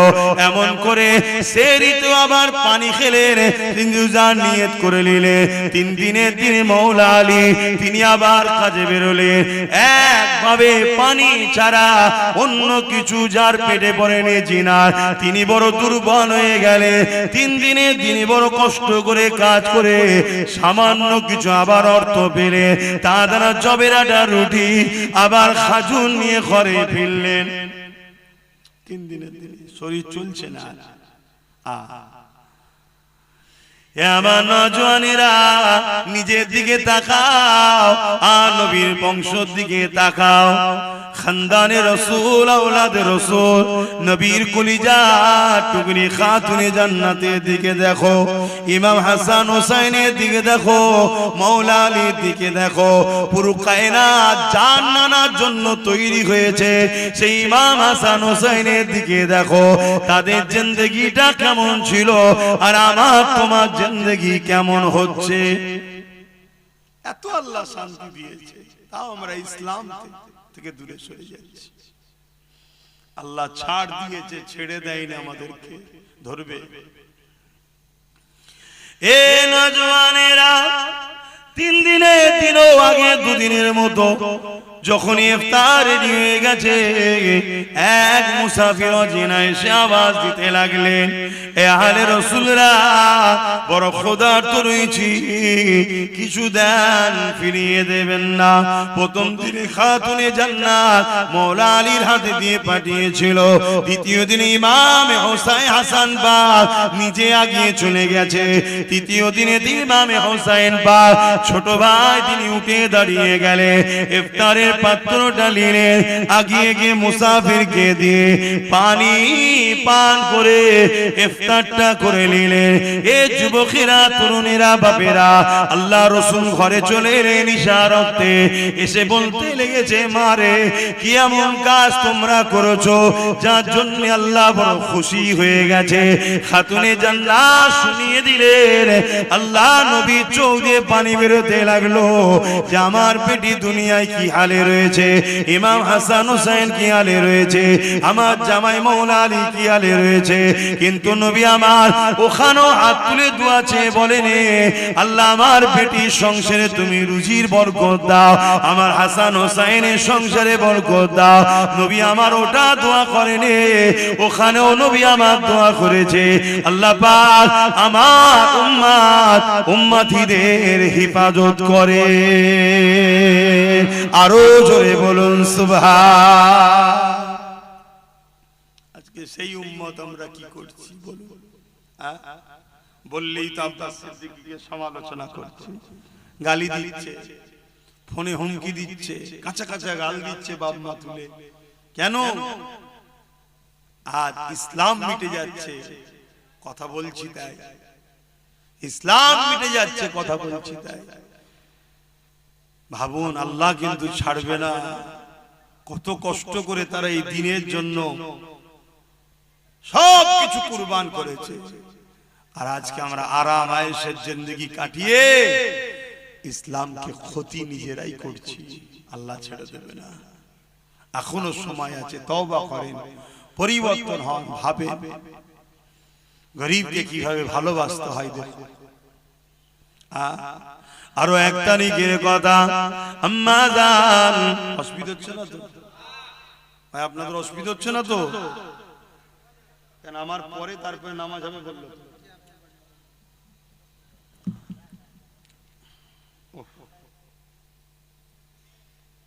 আরো এক তারিখের কথা, আল্লাহ নবীর কলিজার টুকরি খাতুনে জান্নাত দুনিয়া থেকে চলে যাবার সময় হয়েছে।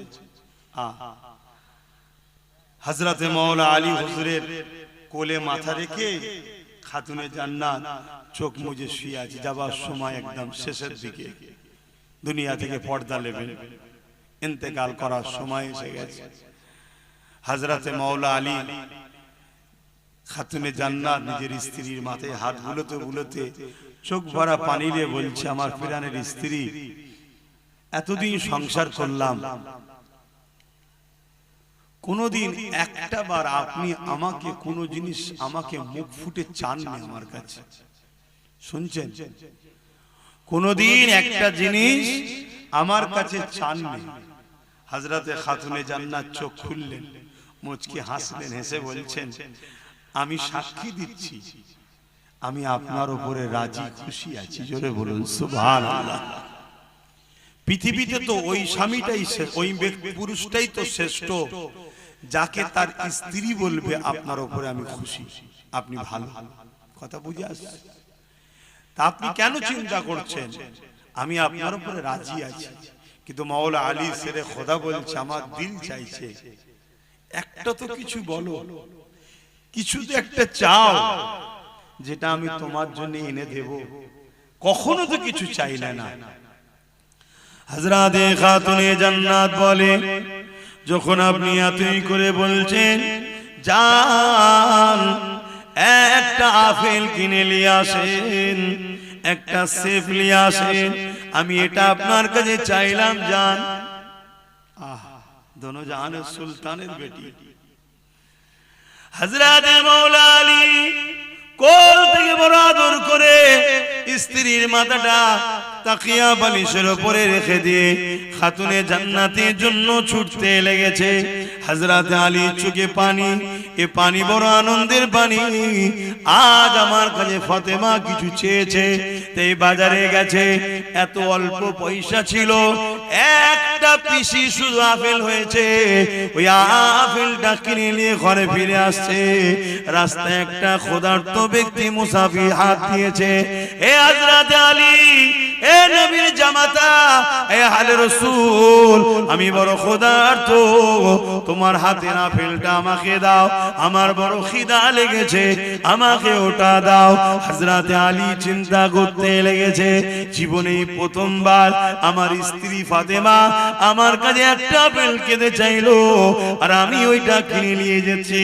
এত সামান্য পয়সা দ্বিতীয় কিনারও নাই, যদি মুসাফিরটাকে দিয়ে দিই, এই গরীব ক্ষুধার্তটাকে দিয়ে দিই, আমার স্ত্রী জীবনে চাইনে চলে যাবার সময়ও তিনার নজদিকে এসেছে। আরে আমি কি করি, নিজের মধ্যে তোরপার হতে হতে ওই আপেলটা হযরতে মওলা আলী ওই গরীবটার হাতে দিয়ে দিলে। কি তাদের প্রেম ছিল গরীবদের উপরে, দেখো, দিয়ে মন মরা করে আর ঘরে ঢুকছে। হযরতে খাতুনে জান্নাত মুচকি হেসে বলছেন, হ্যাঁ আমার প্রাণের স্বামী, আপনি আমাকে আপেল খাওয়ালে আমি জানা খুশি হতাম, তার থেকে বেশি ওই গরীবকে আপেল দিয়াতে আল্লাহ খুশি হয়েছে। জোরে বলুন সুবহানাল্লাহ, আরো জোরে বলুন সুবহানাল্লাহ। ভাই, ওলিরা যদি দূরের খবর দেখতে পাই, নবীর বেটি দেখতে পাই না, কি গো, আল্লাহ তাদেরকে সব দেখার ক্ষমতা দিয়েছে। তাহলে বলুন গরীবকে কিভাবে ভালোবাসতেন তিনারা। আর আজকে আমরা নিজের প্রতিবেশী, নিজের আত্মীয়র মধ্যে গরীবের উপরে আমাদের আজকাল গুরুত্ব নাই। গরীবের উপরে সবাই জুলুম করছে। গরীবকে প্যার করো, গরীবকে ভালোবাসো, গরীবকে সাথ দাও, আল্লাহ খুশি হবে। কিয়ামতের দিনে একটা যুবককে আল্লাহ উঠাবে, যে যুবক কিয়ামতের দিনে আল্লাহ পাক তাকে বলবে হিসাব দাও, দাও হিসাব দাও। বান্দা বলবে, আল্লাহ আমি দুনিয়ায় এত অন্যায় এত পাপ করেছি, আল্লাহ আপনি আমাকে সবার সামনে অপমান না করে গোপনে গোপনে আমাকে জাহান্নামে দিয়ে দেন। আল্লাহ বলবে, বান্দা লা তাখনাতু মির রাহমাতিল্লাহ, আমার রহমত থেকে নিরাশ হয়ো না, আমাকে দেখাও। আল্লাহ কুদরতি ভাবে তার আমলনামা দেখবে, সত্যি পুরো পাপ অন্যায়, একটা ভালো কাজ পাবে। আল্লাহ পাকে যেটা দেখে বড় পছন্দ হয়ে যাবে, আল্লাহ পাক বলবে, বান্দারে তোমার সবই তো অন্যায় দেখলাম, তোমার সবই তো পাপ দেখলাম, ও আমার বান্দা, তবে তোমার একটা ভালো কাজ দেখেছি, যেটা আমি বড় রাজি খুশি হয়েছি। এ বান্দারে বলো তুমি কোথায় যেতে চাও? বান্দা এই সময় বলতে লাগবে, ও রব্বি আল্লাহ, আপনি যদি দয়া করেন, আপনার দয়ার বিনিময়ে আমি জান্নাতে যেতে চাই। মনে রাখবেন, খুব সুন্দর কথা, আল্লাহ দয়া ছাড়া জান্নাত পাওয়া যায় না। নামাজ হুকুম পড়তে হবে, রোজা হুকুম রাখতে হবে, হজ হুকুম মালদারদের করতে হবে, যাকাত হুকুম মালদারদের দিতে হবে, কিন্তু নামাজ দেখিয়ে, রোজা দেখিয়ে, হজ দান খায়রাত দেখিয়ে আল্লাহর জান্নাতের আশা করবেন না। কারণ আমাকে যে আল্লাহ এই যে জমিনের উপরে খাওয়াচ্ছে, জমিনের উপরে বাঁচিয়ে রেখেছে, এই যে নিঃশ্বাস টানছি ছাড়ছি, এর ঋণ কখনো শোধ করতে পারবেন না। কিয়ামতের দিনে একটা বান্দাকে আল্লাহ উঠিয়ে জিজ্ঞাসা করবে, বান্দারে বলো তুমি কোথায় যেতে চাও?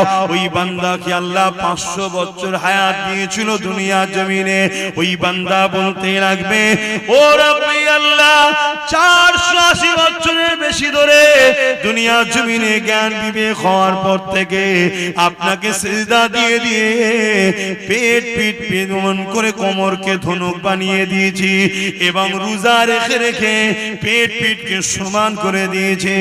ও রব্বি আল্লাহ, জঙ্গলে পাহাড়ে গিয়ে নোনা পানির এলাকাতে ওই জায়গায় গিয়ে আমি আপনার ইবাদত করেছি 480 বছরের বেশি। আজকে দিনে আল্লাহ আপনার কাছে আমি জান্নাত যেতে চাই, জান্নাতে যাব। আল্লাহ পাক ওই সময় বলবে, ওরে আমার ফেরেশতারে, এই বান্দাকে আমার জাহান্নামটা একটু দেখিয়ে নিয়ে আসো। 500 বছর হায়াত, 480 বছর প্লাসে ইবাদত করেছে আল্লাহ, সেজদা দিয়ে দিয়ে নিজের পিঠকে ধনুকের ন্যায় করে ফেলেছে, রোজা রেখে রেখে পেট পিঠ সমান করে ফেলেছে। এত আল্লাহর ইবাদত বান্দেগি করেছে। লোকালয় ছেড়ে গিয়ে পাহাড় জঙ্গলে ছিল। সেই বান্দাকে আল্লাহ ফেরেশতা বলবে, আল্লাহ বলবে, ফেরেশতা একে তোমার জাহান্নাম ঘুরিয়ে নিয়ে আস, দেখিয়ে নিয়ে আস। এ নওজওয়ানেরা, আল্লাহর ফেরেশতারা তাকে নিয়ে যাবে।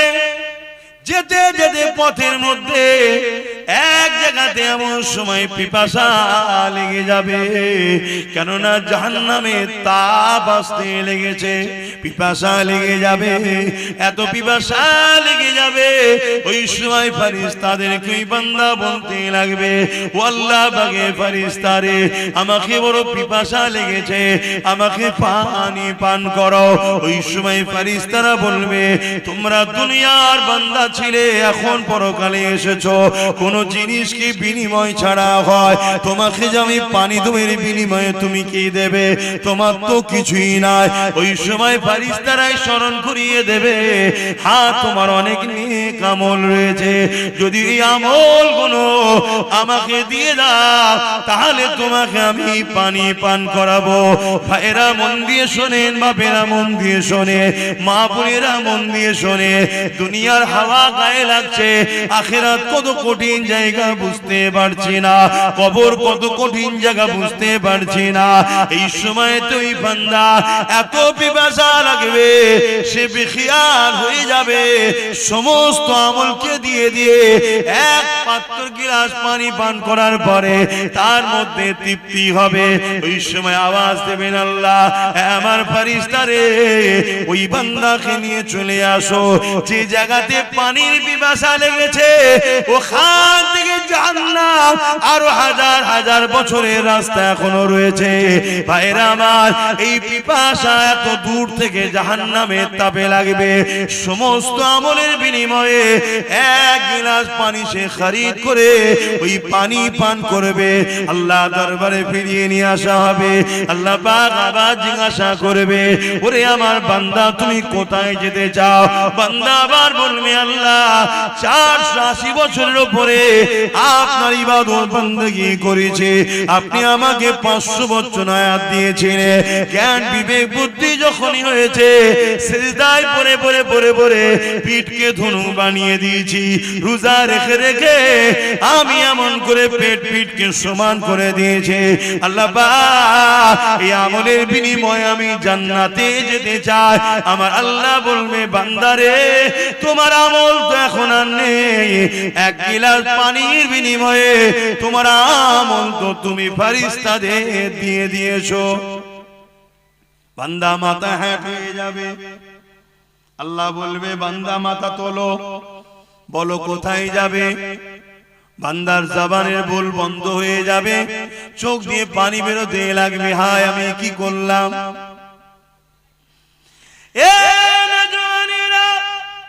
আল্লাহ পাক ওই সময় বান্দাকে বলবে, ওরে আমার বান্দারে লজ্জিত হোস না, তুই দুনিয়ায় সত্যি কোনো খারাপ কাজ করিস না, কোনো পাপ কাজ করিস না, কোনো অন্যায় কাজ করিস না। জ্ঞান বিবেক বুদ্ধি থেকে এই জিন্দেগির 500 বছর হায়াতে 480 বছর প্লাস আমার জন্য তুই কাটিয়েছিস সত্য কথা। বলতো বান্দা, ওই নোনা পানি পাহাড় এলাকায় তোকে ঠান্ডা পানি সেই রক্তে এবং ইফতারের রক্তে খেয়ে দিত। বান্দা বলতো দেখে ওই পাহাড়ি লুনা এলাকাতে কে তোর জন্য আঙ্গুরের গাছ তৈরি করে দিয়েছিল, যেখান থেকে মিঠা আঙ্গুর হতো তুই খেতে? কে তোর জন্য এই জায়গায় ইফতারের সময়তে নানা রকম ফলমূল তৈরি করে দিত? ওই সময় বান্দা লজ্জিত হয়ে চোখের পানি ফেলে বলবে, হে আল্লাহ আপনি খাওয়াতে। বান্দা রে তোকে কে সুস্থ রেখেছিল? বান্দা বলবে আল্লাহ আপনি রেখেছিলে। বান্দা রে তোকে সিজদা দিবার ক্ষমতা কে দিয়েছিল? বান্দা বলবে আপনি দিয়েছিলেন। বান্দা রে কে তোকে ওখানে সুস্থ রেখে ভালো রেখে ওই ঠান্ডা নহরের পানি দিয়েছিল? বান্দা বলবে আল্লাহ আপনি দিয়েছিলেন। এ বান্দা তাহলে বল আমার এই ঋণগুলো কি দিয়ে শোধ করবে? এখন তো আমল সব দিয়ে দিয়েছি, এবারে ঋণ কি করে শোধ করবে? বান্দা বড় লজ্জিত হয়ে গিয়ে বলবে আল্লাহ আপনি আমাকে ক্ষমা করে দিন। আল্লাহ আল্লাহ আমি বড় অন্যায় ভুল করেছি। আল্লাহ আমি বুঝতে পেরে গেছি আমি জান্নাত যাব, কিন্তু আপনার দয়া ছাড়া জান্নাত যেতে পারি না। এ যুবকেরা তরুণীরা, আল্লাহ পাকের দয়া তো বড়। সাবাকাত রাহমাতি আলা গাযাবি, আল্লাহ রহমত ও গজবের প্রতিযোগিতায় আমার আল্লাহর রহমত প্রতিবারে ফাস্ট হয়ে যায়।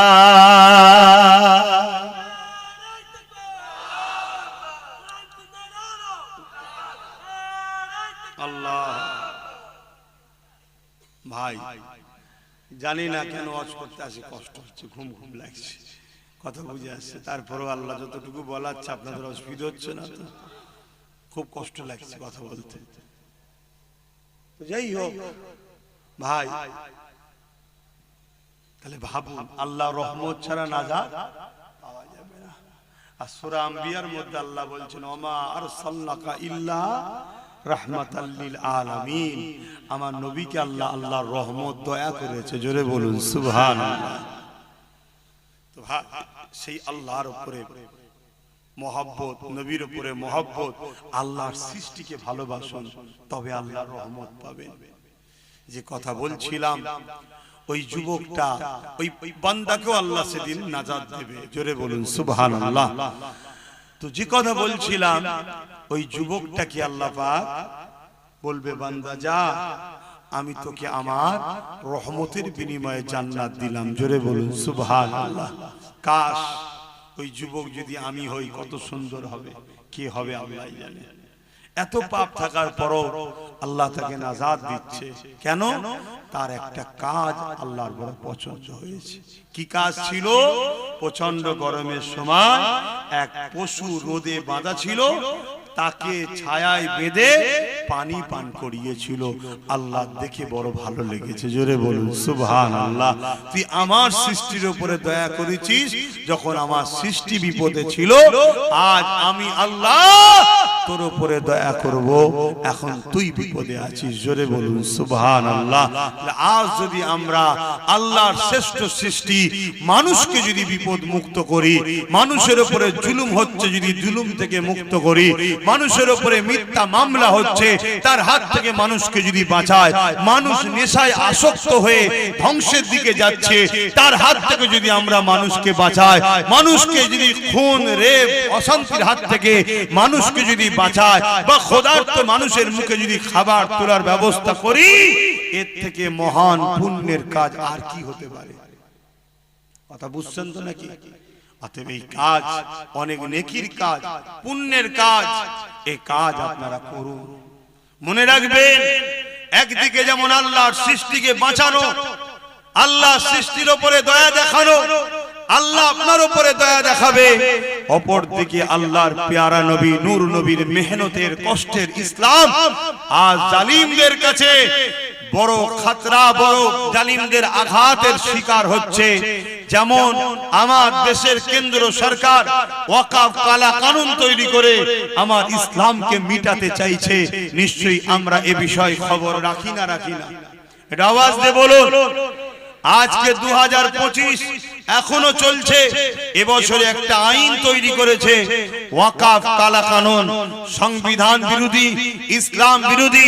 এই আইনকে মানি না শুধু বললে হবে না, এই আইনকে বন্ধ করিয়ে মসজিদ মাদ্রাসা ইসলামের সম্পদকে বাঁচাবার জন্য জান মাল উৎসর্গ যদি আমরা করতে পারি, এর বিনিময়ে হাসতে হাসতে আল্লাহর নাজাত জান্নাত পাওয়া যাবে। জোরে বলুন সুবহানাল্লাহ। আরে মরণ তো একদিন হবেই। কবে হবে? যেদিন লিখা আছে সেদিনই হবে। ঘরের মধ্যে দৌড় দিয়ে বসে থাকলো মরণ সেদিনই হবে। আর বাইরে বেরিয়ে খালিদ বিন ওলীদের মতো 125টা লড়াইয়ের ময়দানে গিয়ে পুরো শরীরে ক্ষত বিক্ষত করেছে, তারপরও শহীদ হয়নি, বিছানায় শুয়ে মরণের দিনেই ইন্তেকাল করেছে। জোরে বলুন সুবহানাল্লাহ। কিন্তু আজ এসআইআর এর ভয়ে ওয়াকফ আন্দোলনটাই ভুলে গেছে। বন্ধ হয়েছে না? এসব তো পরিকল্পনা। ওয়াকফ আন্দোলন হলো পৃথিবী ব্যাপী আন্দোলন, ইন্টারন্যাশনাল আন্দোলন। এসআইআরটা যদি রাষ্ট্রীয়ভাবে করে, এর আগেও হয়েছে, এখনো হবে। নাম সংযোজন, নাম সংশোধন। মারা গেছে কাটা যাবে, 5 জায়গায় নাম, 4 জায়গায় কাটা যাবে, 1 জায়গায় থাকবে। বিবাহ হয়েছে, বাপের বাড়ির নাম বাদ যাবে, স্বামীর বাড়ির নাম থাকবে। কথা বুঝে আসছে তো? এটা হলো এসআইআর। এর বাইরে গিয়ে যদি বলো যে কাউকে ইচ্ছা করে নাম বাদ দেবে, অর্থাৎ মুসলমানকে তো টার্গেট করছে, শুনছি, ঠিক তো নাকি? তুমি বলো, তুমি এটা যদি তোমার নাম ইচ্ছা করে বাদ দেবে বলে, তুমি কি করবে? তোমার কি করার আছে বলো? তুমি পেরেছিলে তোমার 500 বছরের প্রমাণ হওয়া বাবরিকে বাঁচাতে? যে বাবরি সুপ্রিম কোর্টে প্রমাণ হলো ওখানে মসজিদ ছিল, ওখানে অন্য কোন ধর্মের ধাঁচা নিচুই ছিল না, ওখানে নামাজ হতো, ওখানে মসজিদ ছিল, প্রমাণ হয়েছে সবকিছু সুপ্রিম কোর্টে। তারপরেও তুমি কি তোমার মসজিদকে বাঁচাতে পেরেছো? তাহলে তোমার মতে একটা সাধারণ মুসলমানের নাম যদি জোর করে বাদ দিয়ে দেয়, কাগজ নিয়েই কি করবে তুমি? কাগজ খুঁজছো? কাগজ নিয়েই কি করবে বলো? তাহলে বাঁচাবার মালিক কে? মারার মালিক কে? তাহলে সেই আল্লাহর দিকে তো আমাদেরকে রুজু হওয়া দরকার। চলো, আল্লাহ আছে, আল্লাহ আছে। সে সব ছেড়ে দিয়ে এখন কাগজ খুঁজছে, আমার কি হবে, আমার কি হবে? আরে তোকে যদি মনে করে তাড়াবো, কাগজ থাকার পরেও তোকে তাড়িয়ে দেবে, তুই কিচ্ছু করতে পারবি না। কেন? তোদের কোনো রাজ পাওয়ার নেই। তাই যাদের হাতে পাওয়ার তারা কেউ তোদের নয়। না মমতা তোদের, না মুদি তোদের, কেউ তোদের নয়। একদম সাফ ভাষাই বলে দিয়ে গেলাম, লিভার হলে লে, আর না লিভার হলে মরগে যা, যার যেটা ভালো লাগে করবে যা। কিন্তু আমার বক্তব্য এটা, আল্লাহর দ্বীনের ঘর, মসজিদ, মাদ্রাসা, কবরস্থান, ঈদগাহ, খানকা, যেটা ইসলামের পহচান, 29 লক্ষ বিঘে জায়গা মুসলমান ধর্মের অ্যাসেট, মুসলিম ধর্মের পহচান, আজকে সেইটাকে মিটিয়ে দিবার প্ল্যান চলছে। সেটাকে ভুলাবার জন্যই হয়তো এসআইআর হতে পারে। এই কথা বুঝছেন না? বুঝেন না? সেটা ভুলাবার জন্য তো হতে পারে। সেটা ভুলে গেছি আমরা। সেটা নিয়ে কোনো আন্দোলন নেই। আলহামদুলিল্লাহ আজকের তারিখ পর্যন্ত প্রত্যেকটা জলসায় হলো, একটুখানি হলো আমি বলছি ওয়াকফ নিয়ে, একটুখানি হলো আমি আলোচনা করি। কেন করি? শুধুমাত্র আমার মালিককে রাজি করার জন্য, যে আল্লাহ আমি আমার ক্ষুদ্র ক্ষমতায় আলোচনা করছি। এ জাতি যদি আমার সাথ দিত, আমার হাতে যদি অনেক পাওয়ার থাকতো, তাহলে হয়তো আল্লাহ আরো জোর আন্দোলন হতো। কিন্তু আজ আমার যতটুকু ক্ষমতা মালিক, আমি ততটুকু করছি। কিন্তু তোমাদেরকে কৈফিয়ত দিতে হবে তো আল্লাহর কাছে। বলো, ওয়াকফ ভুলে গেছি না যাইনি? বলো বলো বলো, ভুলে গেছি। খুব সাবধান হও।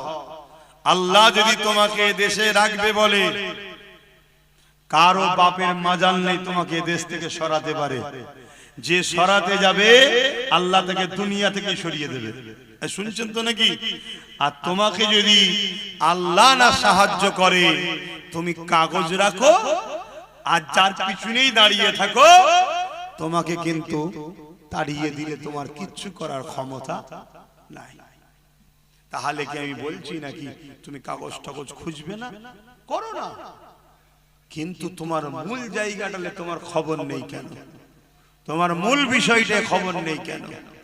আর এই সব বিষয়গুলো আলোচনা করলে আবার একদল লোক আছে ওয়াজকে কাটিং করছে, কাটিং করে ছোট ছোট করে 29 minute 30 minute 20 minute 29 second 30 second 20 second সব আমার বিরুদ্ধে প্রচার করছে ভুলভাল, যাতে করে সমাজ আমাকে ঘৃণা করে, সমাজ আমাকে ভুল বোঝে, এসবও চলছে। এক কথা বুঝছেন তো ভাই? আবার কিছু উলামাকে দেখছি, কিছু সবাই নয়, কিছু পীর পীরজাদা বক্তাকে দেখছি যারা ওয়াকাফ ভুলে গেছে, তাদের দুনিয়ার নেতা নেত্রীদেরকে জিতাবার জন্য পেরেশানে আছে। শুনছেন তো নাকি? তাদের মসজিদ লিদের কথা নেই। এই সব কিছুকে খেয়াল করে আমি যখন কিছু কথা কিছু কিছু জায়গায় বলেছি, সেগুলোকে পুরো না দিয়ে কেটে কুটে উল্টো পাল্টা করে ছড়িয়েছে। সমাজে বিভ্রান্ত ছড়াবে না ছড়াবে না? একটু বলুন না গো, বিভ্রান্ত ছড়াবে না ছড়াবে না? বিভ্রান্ত ছড়াচ্ছে। তার মধ্যে একটা বিভ্রান্ত হলো আব্বাস সিদ্দিকী বলেছে টিএমসি কে ভোট দেওয়া হারাম। শুনেছেন আপনারা? একটু হ্যাঁ কি না বলবেন তো? কারা কারা শুনেছেন একটু হাত তুলে সাক্ষী দেন। শুনেছেন? বাবা, তাহলে গালিগালাজও করেছেন তো নাকি? আমাকে গাল দেন না কেন? একটু শখ যাই দাও না, দিচ্ছে তো অনেকে, অনেকে তো দিচ্ছে। হায় হায় হায়, কি জন্য দিচ্ছি রে? না ওর বেঈমান জালিম অত্যাচারী শয়তান নেতা নেত্রীর বিরুদ্ধে বলেছি তাই গাল দিচ্ছে। আর ওদের বেঈমান শয়তান জালিম নেতা নেত্রীগুলো আমার আল্লাহর মসজিদ মাদ্রাসার বিরুদ্ধে বলেছে, তখন ওদের মুখে কোনো কথা নেই। তাহলে মুসলিম না মুসলিম সূরাতে মুনাফিক? এটা আওয়াজ দিয়ে বলো। অ্যাকচুয়ালি আমি কি বলেছি সময় আর নেই তো, একটু বলবো 2-5 মিনিট, অসুবিধা হচ্ছে? খুব মন দিয়ে শোনেন। অ্যাকচুয়ালি আমি হুজুর পাক সাল্লাল্লাহু আলাইহি ওয়াসাল্লামের একটা হাদিস মানুষের সামনে রেখেছি। কি? অন্যায় দেখলে হাত দিয়ে রোখো, আমার নবী বলছেন। কি দিয়ে রোখো? হাত দিয়ে। যদি হাত দিয়ে রুখতে না পারো, মুখ দিয়ে প্রতিবাদ করো। মুখ দিয়ে যদি প্রতিবাদ করতে না পারো, অন্তর থেকে ঘৃণা করো। এই অন্তর থেকে ঘৃণা করার কথা বলে আল্লাহ নবী বলেছেন এটা হলো একেবারে দুর্বল ঈমান। কোনটা? অন্তর থেকে ঘৃণা করা, এটা হলো কি? দুর্বল ঈমান। মজবুত 1 নম্বর ঈমান কোনটা? হাত দিয়ে প্রতিবাদ করা, হাত দিয়ে রুকা অন্যায়কে। দ্বিতীয় নম্বর ঈমান কোনটা? মুখ দিয়ে প্রতিবাদ করা। দুর্বল ঈমান কোনটা? অন্তর থেকে ঘৃণা করা। যদি অন্তর থেকেও ঘৃণা না করতে পারে, তারপরে আর কোনো ঈমানের স্তর নেই। শুনছেন? এটা বলে আমি বলেছি কেন্দ্রের জালিম সরকার সংখ্যাগরিষ্ঠতা দেখিয়ে ওয়াকাফ কালা কানুন তৈরি করেছে। মসজিদ মাদ্রাসা কবরস্থান ঈদগাহ খানকা এগুলোকে প্রমোটিং করে বড় বড় কর্পোরেটদের হাতে তুলে দেবে, বিক্রি করে দেবে। এটা যে কেন্দ্র সরকার করতে চাইছে, এটা নাই না অন্যায়? এটা আওয়াজ দিয়ে বলবেন সবাই, অন্যায়। রাসূল কি বললেন? অন্যায় দেখলে হাত দিয়ে রোখো। তাহলে এই অন্যায়কে রুকার জন্য হাত দিয়ে রুখতে হবে না হবে না? ধরুন কোন মুসলমান হাত দিয়ে রুখতে পারলো না, দুর্বল, তাহলে মুখ দিয়ে প্রতিবাদ করতে হবে। ধরুন মুখ দিয়েও প্রতিবাদ করতে পারলো না, দুর্বল, তাহলে অন্তর থেকে ঘৃণা তো করতে হবে। তা না করে যদি কোন মুসলমান এই কেন্দ্রের জালিম সরকারকে ভোট দেয়, তার কি ঈমান থাকবে? আমি এটা বলেছি প্রথমে, বলে দ্বিতীয় বলেছি কি এই মসজিদ মাদ্রাসার জন্য আন্দোলন করব কেন্দ্র সরকারের বিরুদ্ধে। কার বিরুদ্ধে?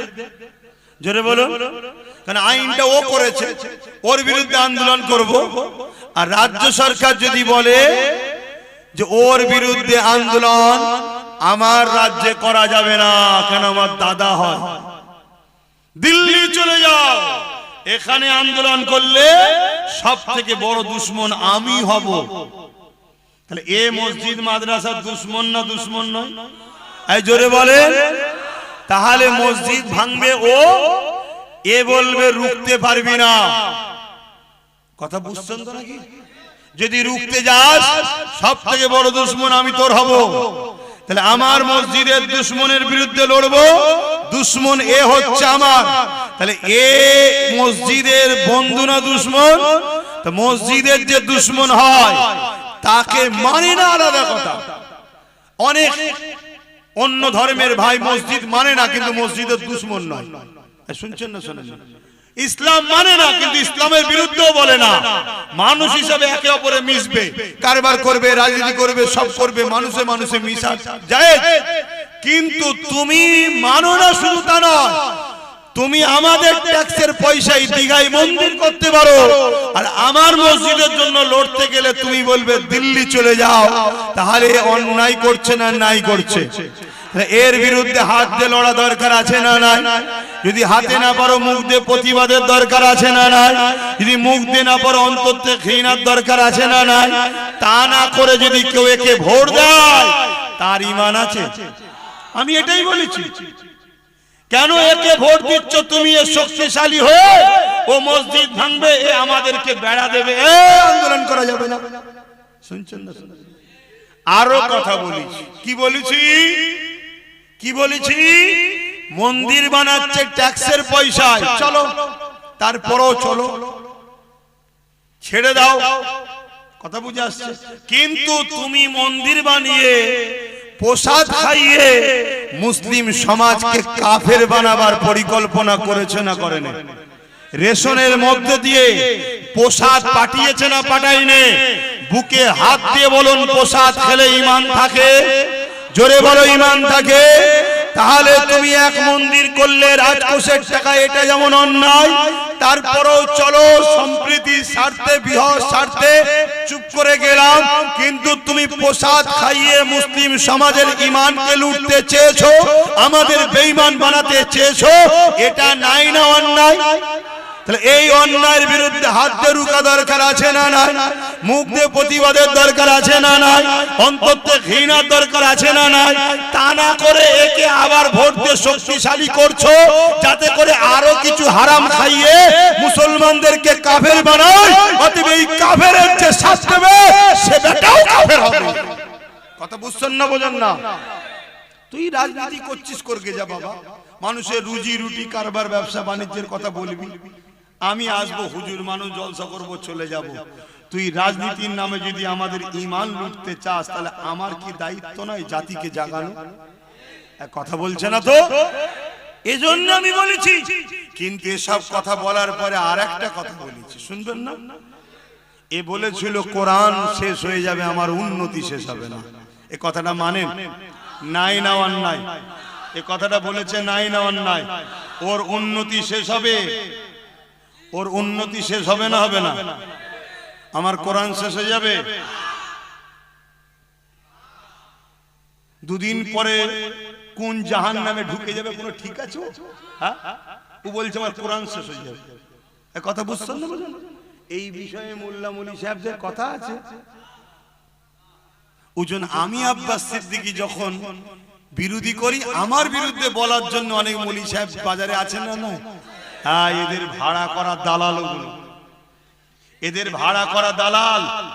চিনে রাখো, হতভাগা আকবর এরকম মুলি সাহেবকে পয়সা দিয়ে দালাল তৈরি করেছিল, যাদের দ্বারা দ্বীনে ইলাহি কোরআনের বিরুদ্ধে কিতাব লিখেছিল। শুনছেন? হ্যাঁ, দ্বীনের স্বার্থে বলে যাচ্ছি। এতে যদি আব্বাস সিদ্দিকীর কপালে খোদা যা লিখে রেখেছে আমি সেটা মানতে রাজি। কথা বুঝে আসছে না? নাই দিনের জন্য বলতে হবে না? হবে না? আমার বাপেরা কি বলছেন, বলতে হবে না? হবে না?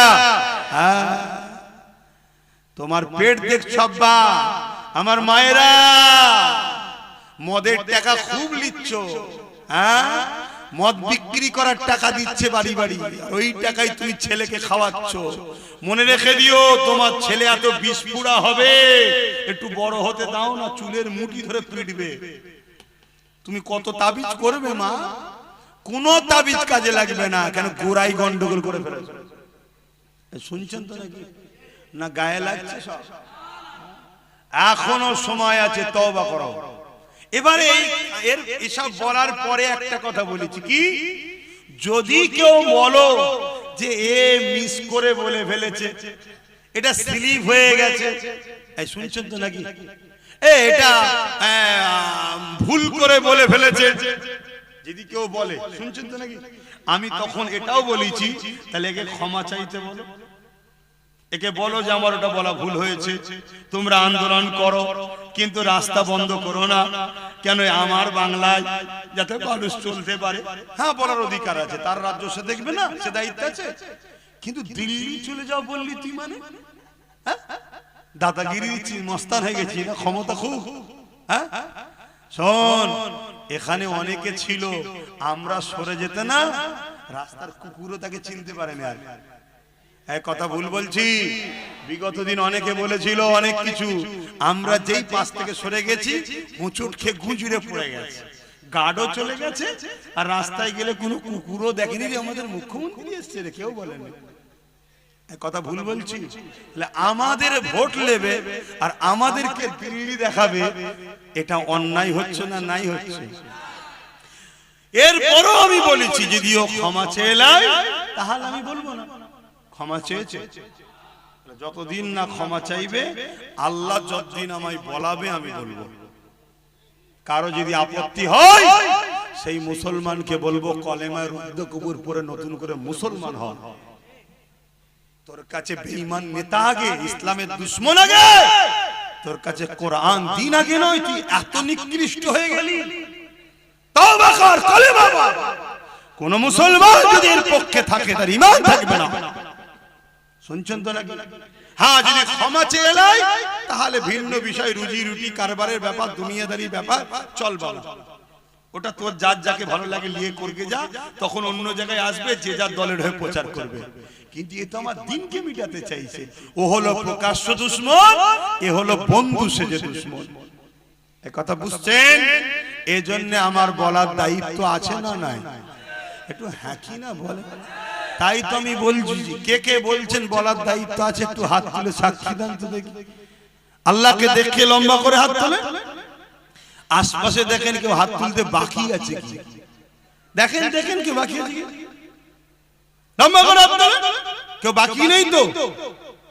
যদি কেউ বাকি থাকে, তাকে শুধু চিনে রাখবেন, তার সাথে বিরোধী করবেন না, তাকে চিনে রাখবেন শুধু, যে আমাদের কোরআনের পক্ষে নয়। ব্যাস, মিটে গেল। কথা বুঝে আসছে না? নাই তো ভাইয়ের আমার, এইটাকে আবার কাটিং করেছে একদল মুনাফিক। কাটিং করে কোন একটা বুজুর্গ ব্যক্তির ওয়াজের সঙ্গে আমারটা সেটিং করেছে। কোন একজন বুজুর্গ ব্যক্তি, তিনি কোনদিন বলেছিলেন একে সাপোর্ট করার কথা। শুনছেন তো নাকি? সেটা বলেছিল কখন? আজ থেকে 10 বছর আগে। কত বছর আগে? 10 বছর আগে তো আমিও ছিলাম, আপনিও ছিলেন, সবাই তো ছিল, ঠিক না বেটি? আচ্ছা বলুন তো ভাই, আজকে আপনি আমাকে সালাম দিলে উত্তর দেবো না? কালকে যদি আপনি ইসলাম থেকে বেরিয়ে যান, আপনার সাথে সালাম কালাম হবে? তো 10 বছর আগে বলেছিল নাকি দিল্লি চলে যাও? 10 বছর আগে ওই দুর্গাপুরে বোলডোজার দিয়ে মাদ্রাসা ভেঙেছিলই। 10 বছর আগে রাজ্য সরকার বলেছিল যে রাস্তার কুকুরকে খাবার দেবো, কুকুরের বাচ্চাকে, মাদ্রাসার বাচ্চাদেরকে মিড ডে মিল দেবো না, বলেছিল। 10 বছর আগে বলেছিল কোরআন শেষ হয়ে যাবে। 10 বছর আগে বলেছিল কোন একজন এমএলএ মমতাকে আল্লাহ বলছে, নির্মল মাঝি মমতাকে বলছে এটা আমাদের আল্লাহ। মানেন কি হচ্ছে আমার ইসলামটাকে নিয়ে? তোরা রাজনীতি করছিস, করবি যা, আলাদা বিষয়, কিন্তু তুমি রাজনীতির নামে আমার ধর্মকে খিল্লি করবে, ধর্মকে মিটাবার চেষ্টা করবে, তাহলে কথা বলতে হবে। কি বলতে হবে না? হবে না? হ্যাঁ, মনে রেখে দিও, আল্লাহ দ্বীনের জন্য একটা গরিবে নওয়াজি যথেষ্ট, আল্লাহ দ্বীনের জন্য একটা ফারুকে আজমি যথেষ্ট, আল্লাহ দ্বীনের জন্য একটা আবু বকর সিদ্দিকী যথেষ্ট, আল্লাহ দ্বীনের জন্য কাকে আল্লাহ বেছে নেবে সে জানে, একটা মুজাহিদি যথেষ্ট। কিন্তু মনে রাখবে, বাকি যারা কমসে কম অন্তর থেকেও যদি ঘৃণা করো আলাদা কথা, তা না করে যদি ক্ষমতায় আনার জন্য সাপোর্ট করো গোপনে গোপনে, কেউ না জানুক, আল্লাহ জানছে না জানে না, তুমি জবাব দেবে আল্লাহর কাছে, মনে রাখবে। এবারে ওই একটা বুজুর্গ ব্যক্তির কথা আমার সঙ্গে জুড়েছে, তাহলে ইনি কি হবে? আবার অনেকে বলছে এ কথা বললে তাহলে সবাই তো বেঈমান হয়ে গেল। কেন? সবাই যখন দিয়েছিল তখন তো এ কথা বলেনি, এখন বলছে। এখন কেউ একা দেয় কি? দেখ না, যে যে দেবে শেষে বেঈমান। অসুবিধা কি আছে? পীর বলে ফতোয়া কি আলাদা নাকি? মুফতি বলে ফতোয়া আলাদা নাকি? মাওলানা বলে ফতোয়া কি আলাদা নাকি? নবীর হাদিস কেটে দাও। আল্লাহ নবী মিশকাত শরীফের হাদিসে বলছে, কেউ জালিম জানার পরে তাকে যদি কেউ সাপোর্ট করে, সহযোগিতা করে, তাকে যদি কেউ সাথ দেয়, সে ইসলাম থেকে বেরিয়ে যাবে। শুনছেন না? শুনেন। তা সব থেকে বড় জুলুম কোনটা? ইসলামের বিরোধী করা না? সব থেকে বড় জুলুম কি ইসলামের বিরুদ্ধে কথা বলা না? কোরআনের বিরুদ্ধে কথা বলা কি সব থেকে বড় জুলুম নয়? তাহলে এত বড় জালিম জানার পরও, খুন খারাপই তো অগেত করছে, এত কিছু জানার পরও তুমি যদি সাথ দাও, মিশকাত শরীফের হাদিস, রাসূলের, ইসলাম থেকে বেরিয়ে যাবে। এক কথা বুঝছেন না? বোঝেন না? এবার এইটা আমি কি ঘরে ঘরে বুঝাচ্ছি না মাইকে? জোরে বলে। এতগুলো সব চোখ বসে আছে, এই যে দেখছেন না, এরা আবার কোটি লোকের কাছে পৌঁছাবে, এদের কাজ কোটি কোটি লোকের কাছে চলে যাবে, তাই তো নাকি? তা আব্বাস সিদ্দিকী যদি ভুল বলে থাকে, তোমরা যারা ভাড়াটিয়া মৌলী সাহেব আছো, তাহলে একজন ব্রিকেটের মাঠে বসা হোক না ডিবেটে, আমার ভালোবাসার মানুষগুলো জানবে আব্বাস সিদ্দিকী ভুল বলেছে, আমার থেকে সরে যাবে, এরা তোর তো উপকার হবে, বসা না। শুনছেন তো নাকি? আর যদি বলেন যে না, তাহলে বাপ ডাল মে কুছ কালা হ্যায়, ডাল মে কুছ কালা হ্যায়। আসো, বিগত দিন মসজিদ ছিল, মাদ্রাসা ছিল, দান করেছি স্পেনে, হাজার হাজার মসজিদ, এখন সিনেমা হল না অফিস আদালত হয়ে গেছে, দান করবেন নাকি? তাহলে বিগত দিন তুমি ভালো ছিলে, বলেছিলে ভালো কাজ করব, মানুষ বিশ্বাস করে দুহাতে তোমার সাথ দিয়েছে, ওটা ছিল ভিন্ন বিষয়। আজ যখন তোমার মুখোশটা বেরিয়ে পড়েছে, অরিজিনাল মুখোশ খুলে মুখ বেরিয়েছে, অন্য রাজ্যে বিজেপি যা করছে তুমি বাংলাতে সেই করছো নাগপুরের ইশারায়, তোমার রাজ্যে থানার মধ্যে মুসলমান মরছে, তোমার রাজ্যে ওবিসি তৈরি করে মুসলিম জাতির মেরুদণ্ডকে তুমি ভেঙে দিলে, তোমার রাজ্যে আনিস খানকে মেরে দেওয়া হচ্ছে, তোমার রাজ্যে তামান্নাকে বোম দিয়ে মারা হচ্ছে, তোমার রাজ্যে এত জুলুম হচ্ছে, একটা মুসলমানের বাড়িতে তোমার যাবার সময় হলো না, উপরন্তু যেই বিজেপির খগেন মুর্মু মার খেলো অমনি তুমি চলে গেলে। তাহলে তোমাদের দুজনের মিলটা কত বুঝতে পারছো তো নাকি? অন্য রাজ্যে বিজেপি আরএসএস এর ইশারায় কাজ করছে, তুমি এখানে আরএসএস এর ইশারায় সেই কাজ করছো, ও ডাইরেক্ট, তুমি পিছন থেকে আঘাত করছো, ডাইরেক্ট আঘাতের থেকে পিছনের দুশমন খতরনাক বেশি। নবী বলছে বেশি ভয়ঙ্কর। প্রকাশ্য দুশমন যতই থাক, মুনাফিক সবচেয়ে বড় ক্ষতিকারক।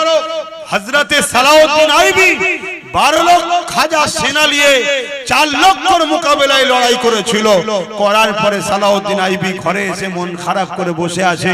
সবাই জিজ্ঞেস করছে, হুজুর আপনার মন খারাপ কেন? আপনি কি খুশি নয় মসজিদে আকসা উদ্ধার হয়েছে? সালাউদ্দিন আইবি বলছেন, খুশি তো জানি, কিন্তু আমাদের মধ্যে কিছু গাদ্দার আছে, এদেরকে যদি বিচার না করা যায় মসজিদে আকসা আবার চলে যাবে। সালাউদ্দিন আইবি একটা গোয়েন্দা টিম তৈরি করলেন, তাদেরকে মসজিদে পাঠালেন, মক্তবে পাঠালেন, খানকায় পাঠালেন, কথা বুঝে আসছে, মাদ্রাসায় পাঠালেন। কেন না? এখানেই গোপন দুশমন থাকে। শুনছেন তো নাকি? 3000 আলেম উলামাকে সালাউদ্দিন আইবি নিজে হাতে করে কতল করেছে। তারা কারা? সুরাতে সকলে মুসলমান মাওলানা, ভেতরে সব ছিল ইহুদিদের চট। তাহলে আজকেও আছে না? না জোরে বলে, চিনবেন কি করে? হক উলামা চিনার একটা নমুনা বলে যাচ্ছি, হক উলামা চিনার নমুনা বলে যাচ্ছি। যদি ভুল হয় উলামা ভাইরা ধরিয়ে দেবেন। উস্তাদ বলে আপনাকে সম্মান করব, আপনার পায়ের জুতো ঘুরিয়ে দেব, আপনার উজুল লুটা পিসাবের লুটাও বইব। পীরের বেটা তো কি হয়েছে, উস্তাদকে সম্মান করতেই হয়। আমার ভুল হলে ধরিয়ে দেবেন, উস্তাদের সম্মান দেব। আর যদি ভুল না হয়, প্রকাশ্য যদি সাথ নাও দিতে পারেন, গোপনে গোপনে আমার সাথে আছেন, এই প্রমাণটা আমার সাথে রাখুন।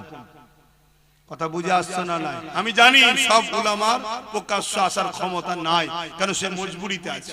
কথা বুঝে আসছে? কিন্তু গোপনেও যোগাযোগ রাখুন যে আছি ভাই যাই। কথা বুঝে আসছে না? নাই হক উলামা চিনার নমুনা বলে যাচ্ছি। হক উলামা কোনো দিনের জন্য সময়ের জালিম শাসকের সঙ্গে সম্পর্ক রাখবে না। কি বললাম? হক উলামা সময়ের জালিম শাসকের পক্ষে কখনো থাকতে পারে না। তার নমুনা দিলেন। দাদা হুজুর ব্রিটিশের বিরুদ্ধে ছিল, মুজাদ্দেদ আল-ফেসানি হতভাগা আকবরের বিরুদ্ধে ছিল, আমার ইমামে আজম সময়ের শাসকের বিরুদ্ধে ছিল, আমার ইমাম মালিক সময়ের শাসকের বিরুদ্ধে ছিল, ইমাম বুখারী সময়ের শাসকের বিরুদ্ধে ছিল। যুগে যুগে যুগে যত বড় বড় হাক্কানি উলামা এসেছে, তাদের সঙ্গে সময়ের জালিম শাসকদের টক্কর ছিল। কথা বুঝছেন? আর জালিম শাসকরা এই সকল উলামাদের উপরে হাজারো টর্চার করেছে, হাজারো জুলুম করেছে। তারা সব জুলুমকে সহ্য করেছে, কিন্তু জালিমের কাছে মাথা নত করেনি। জোরে বলুন সুবহানাল্লাহ।